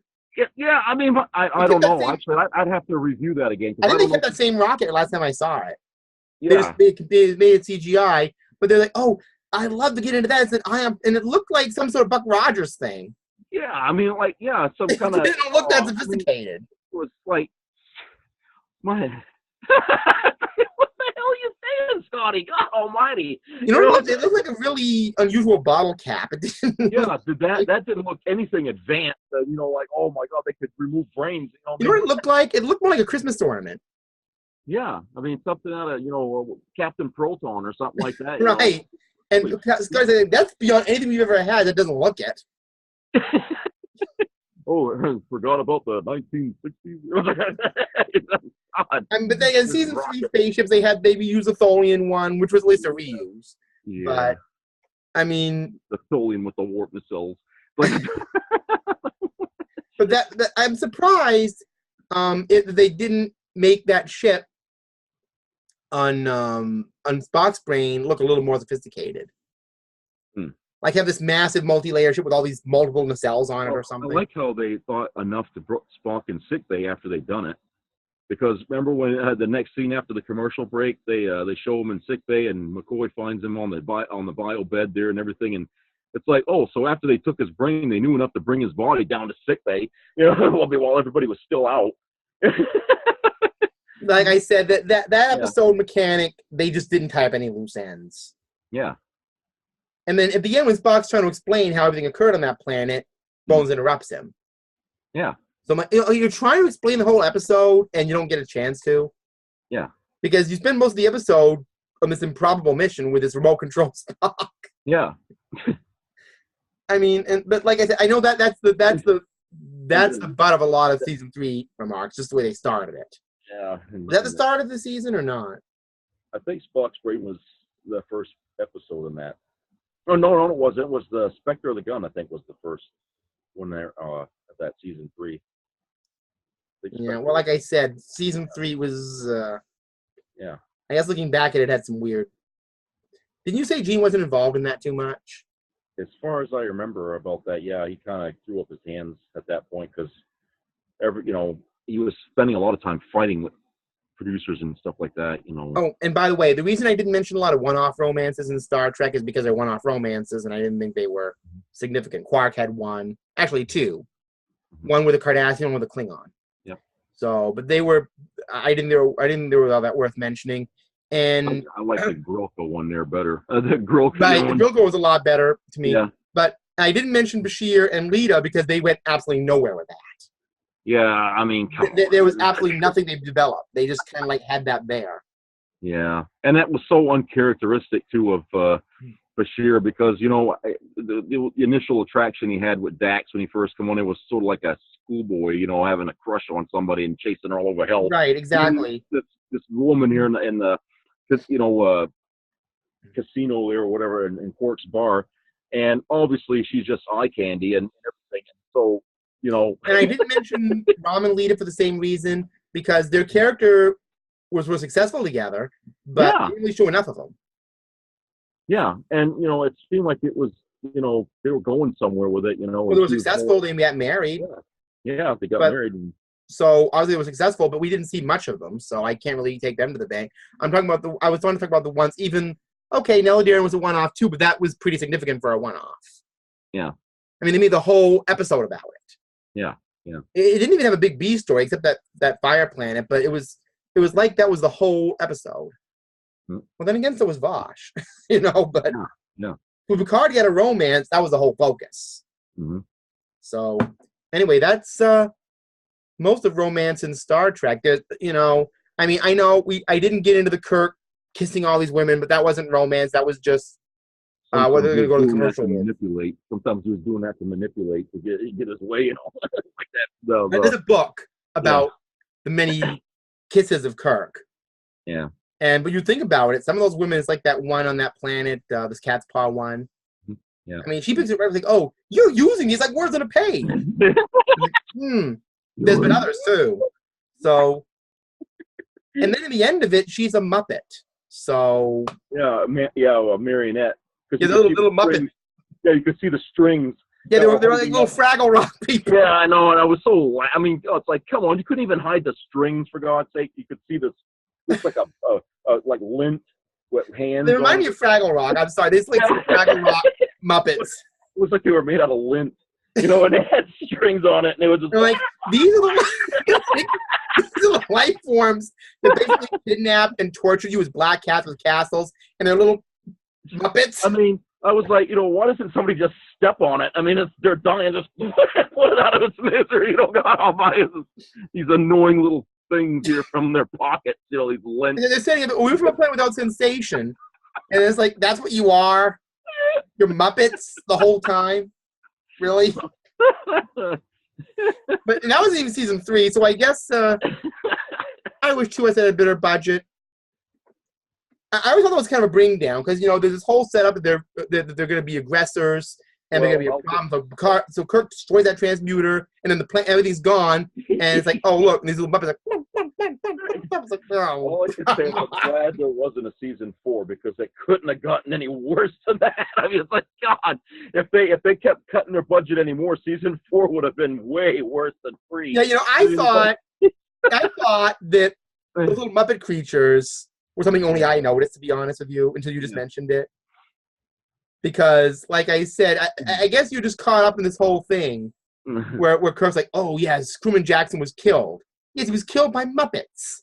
With a sophisticated device. So, yeah, just remember that. You get extra-dimensional, super powerful Muppets in your universe. I'm sorry. When I just saw this, these look like Fraggles. And like you can see the little strings. Yeah, I know. You could actually see the strings holding them up. It's like crazy. And I don't know if you know, they do that in slow motion too. That whole scene in slow motion. And that's why you could see the strings, is because you could see it. Yeah, if I were them, I would have done it in conventional speed, not done it in slow motion. But I think in slow motion, the strings are way more visible. It's just that either way, if they did it in regular speed or in slow motion, it still would have looked silly because these things aren't real, And so everybody would have been. Right, they're like that tall. They're little things. Yeah. I mean, it's just like in the cage where they show the Enterprise. You can actually see, the thing holding it up as they're going by the screen there.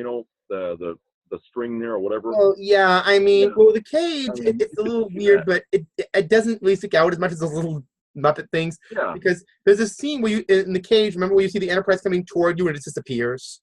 Yeah. It's not like it goes past, it just disappears all of a sudden. Yeah, and then the camera goes off focus. You know, it's like Disappears. you know, yeah. Unless I was supposed to be going to warp. Yeah. I don't know. And you have to talk in sign language when you go to warp because apparently, you remember how at the beginning when they were warping to that planet there where the Telosians were, Talos Core, and when they started it, and everything started to phase in and out. You could see the stars going through the bridge, and the guy was like, going that weird special thing with the stars going through the bridge and everything. Yeah, I mean, it was like now nobody can speak because they have the music playing, and now they got to phase it out, so we can't actually have any audio because because they're using up all the audio for the music and everything, so that they're using sign language. That was a special effect that I wouldn't have used. And to be honest, I like the cage a lot. You know, but I got to be honest, that thing where they made the stars pulse in and out of the bridge just looked. Yeah, I know it. Just. But remember, that was not warp drive. That was time warp. Time warp. Yeah, that's right. It was our time warp. So you see all these little stars flashing in and out. You almost expect it to be like that wormhole or something. Photon torpedo. They're all crazy in there. Yeah. Do you remember how warp drive worked though? If it distorted everything. Well, that was the warp drive not working. That I know. Like, imagine if the stars are going through the bridge. Yeah, they're like okay, Picard, like make it so. Make sure to put the shield up so the stars don't go through us. Yeah. I can see like, oh, right, there's a star. There's another one coming through the ship. Star. Okay, we're out of warp. I'm so glad they didn't become the warp mechanic, but I think they were trying to be flashy in some way. Yeah, it was the best they could come up with. It was the best they could come up with, I guess. Also, they're trying to get the impression that, this is traveling through the stars, and this is just what's happening. Yeah. But the stars are going through the bridge, you're right. Like, I mean, they could have just did an exterior shot of the Enterprise just going by really fast, like that would have been enough. They didn't have to go through that. But it's almost like a dream sequence. It seemed like it. Yeah, it seemed like a dream sequence. Yeah, it was really weird. But that's the thing about Star Trek. You go back and you look at something you think is foolish, and you look back at it years later, and it isn't so foolish anymore. Sometimes the opposite thing has happened. Yeah. Like with Cat's Paw, I didn't think anything of those puppets at first, but when I look back at the end of it now, there's all this build up, and there's these super powerful creatures that can take other shapes, and then in the end, I'm like, oh, now I'm disappointed. Yeah. After all these awards, I'm disappointed now that they're little Muppets. Yeah. In slow motion. Yeah. Making slow down sound effects. They could have just used the transporter effect for that one too. Oh yeah, really. Oh, by the way, the other night I was watching something that had that shore leave in it. Yeah. And it was that scene at the end where Kirk is talking to Ruth and Spock is talking back to him about fantasies, and you hear the wind chimes. Yeah. As you said, the whole thing, there was wind chimes in it. Yeah. Every time, it was always wind chimes playing in the background. I'm wondering why they didn't have that keeper in the corner playing wind chimes.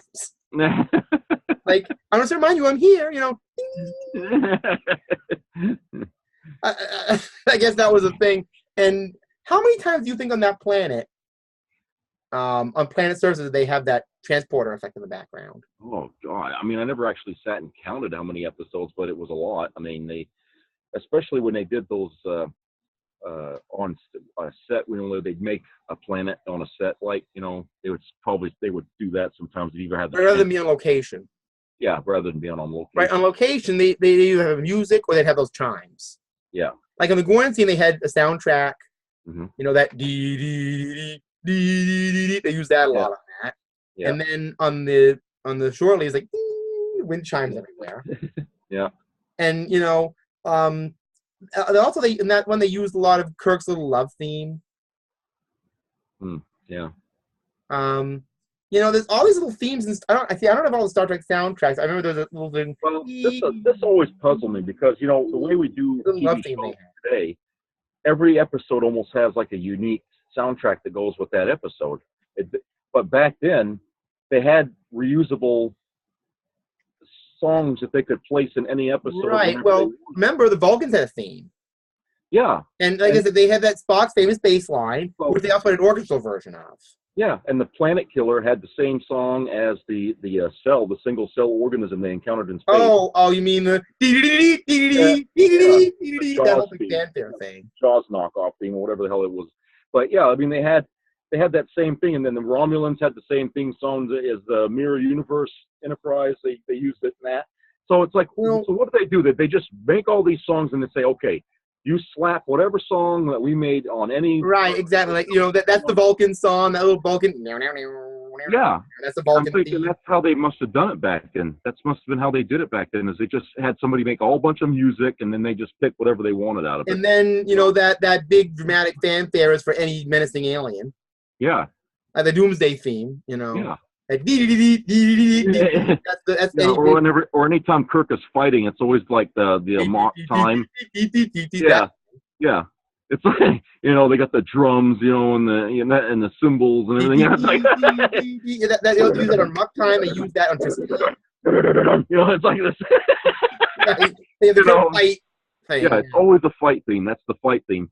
I remember they made a video game way back in the early '90s, and it was a Star Trek video game for Nintendo. Was it the 25th anniversary game? I think so. And they had some of those themes in that. Yes, I rented that and had 8-bit versions of those themes. And that friggin' thing used to drive me up the friggin' wall, because when you weren't doing anything and you were just walking around, they had this song that they played. Remember when they went and saw Val, and there was that song they kept playing.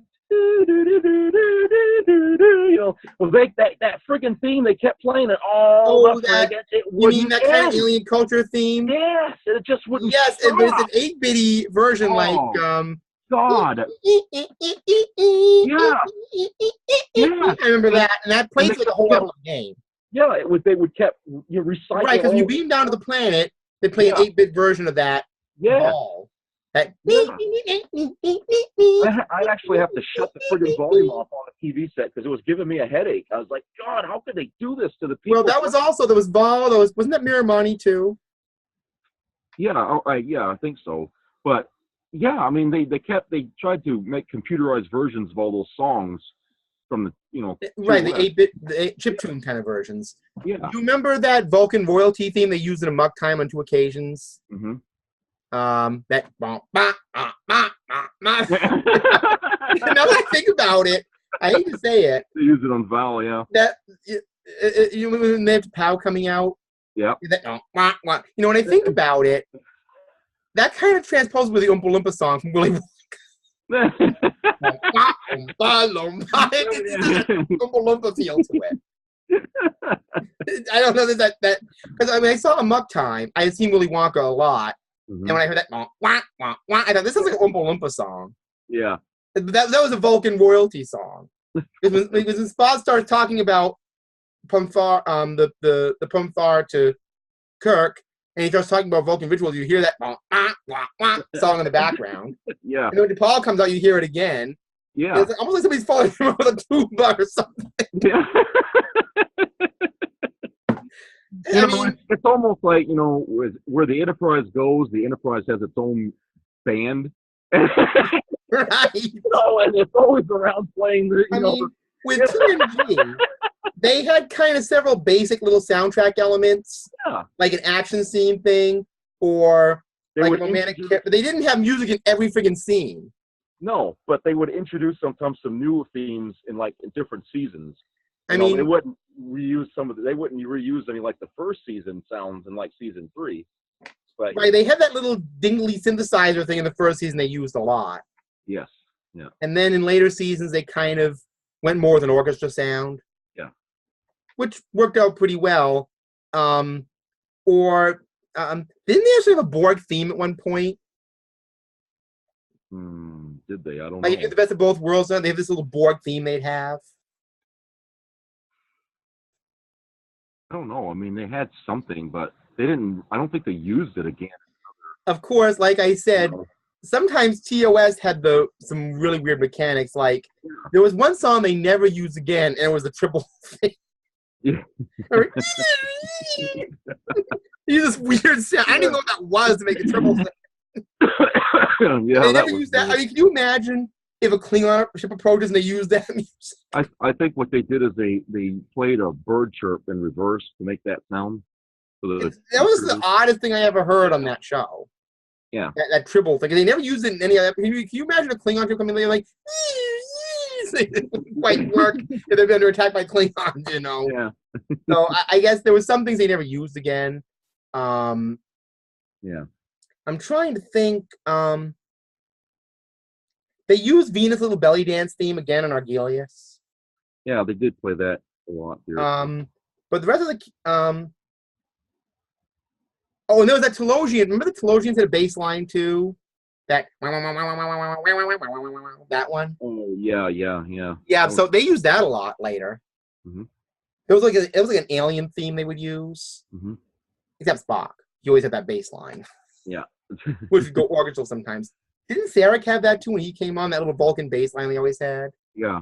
They was sort of like when they had that little bit of a thing. I always thought it would be just kind of cool on Enterprise had a very generic Voyager-like soundtrack. If they'd introduced some TOS soundtrack elements to that. Yeah. Like maybe just for nostalgia effect a little bit. Like have the call have that no. It would have been interesting to kind of tie it in with that era. Yeah. Gussy it up a little bit more, but have the TOS kind of music in it. Yeah, looking back on it, I don't even think Enterprise really had any memorable. No, it's just a generic Voyager kind of stuff. Yeah, I mean, like just an orchestral thing in the background. Yeah. Where Next Generation had and Deep Space Nine, every year they kind of had theme songs for different things, and they kind of changed the background. Yeah. But all I remember about the soundtrack is that if I was recording on VHS, I always knew that it was time to go to a commercial when the sound would get really loud. Yeah. Yeah. So. Well, yeah, that was the cue that we're going to a commercial break. Yeah. Like you hear things go, they go way up. Yeah. Yeah. If you go on Netflix, you'll see when they go to black. That's when you had to. Yeah. So anyway, we've gone from romantic relationships to the usual ramble about weird Star Trek tropes. Yeah. So anyway, I'll see you next week with the subject of Jeffs, and we'll get to the Starship and we can figure out how to do this upright. Yep. So anyway, live long and prosper, everybody. And if you are in a relationship, you're considering doing it up Star Trek style, rewrite it. Yeah. Don't use that as an unless example. you're using the B'Elanna or Kira mechanic, then you might be okay. But like I said, you'll get through things. Yeah. But just a little advice. Yeah. Don't be Harry Kim. Don't be Jordan. Yeah. Anyway, see you next time. All right.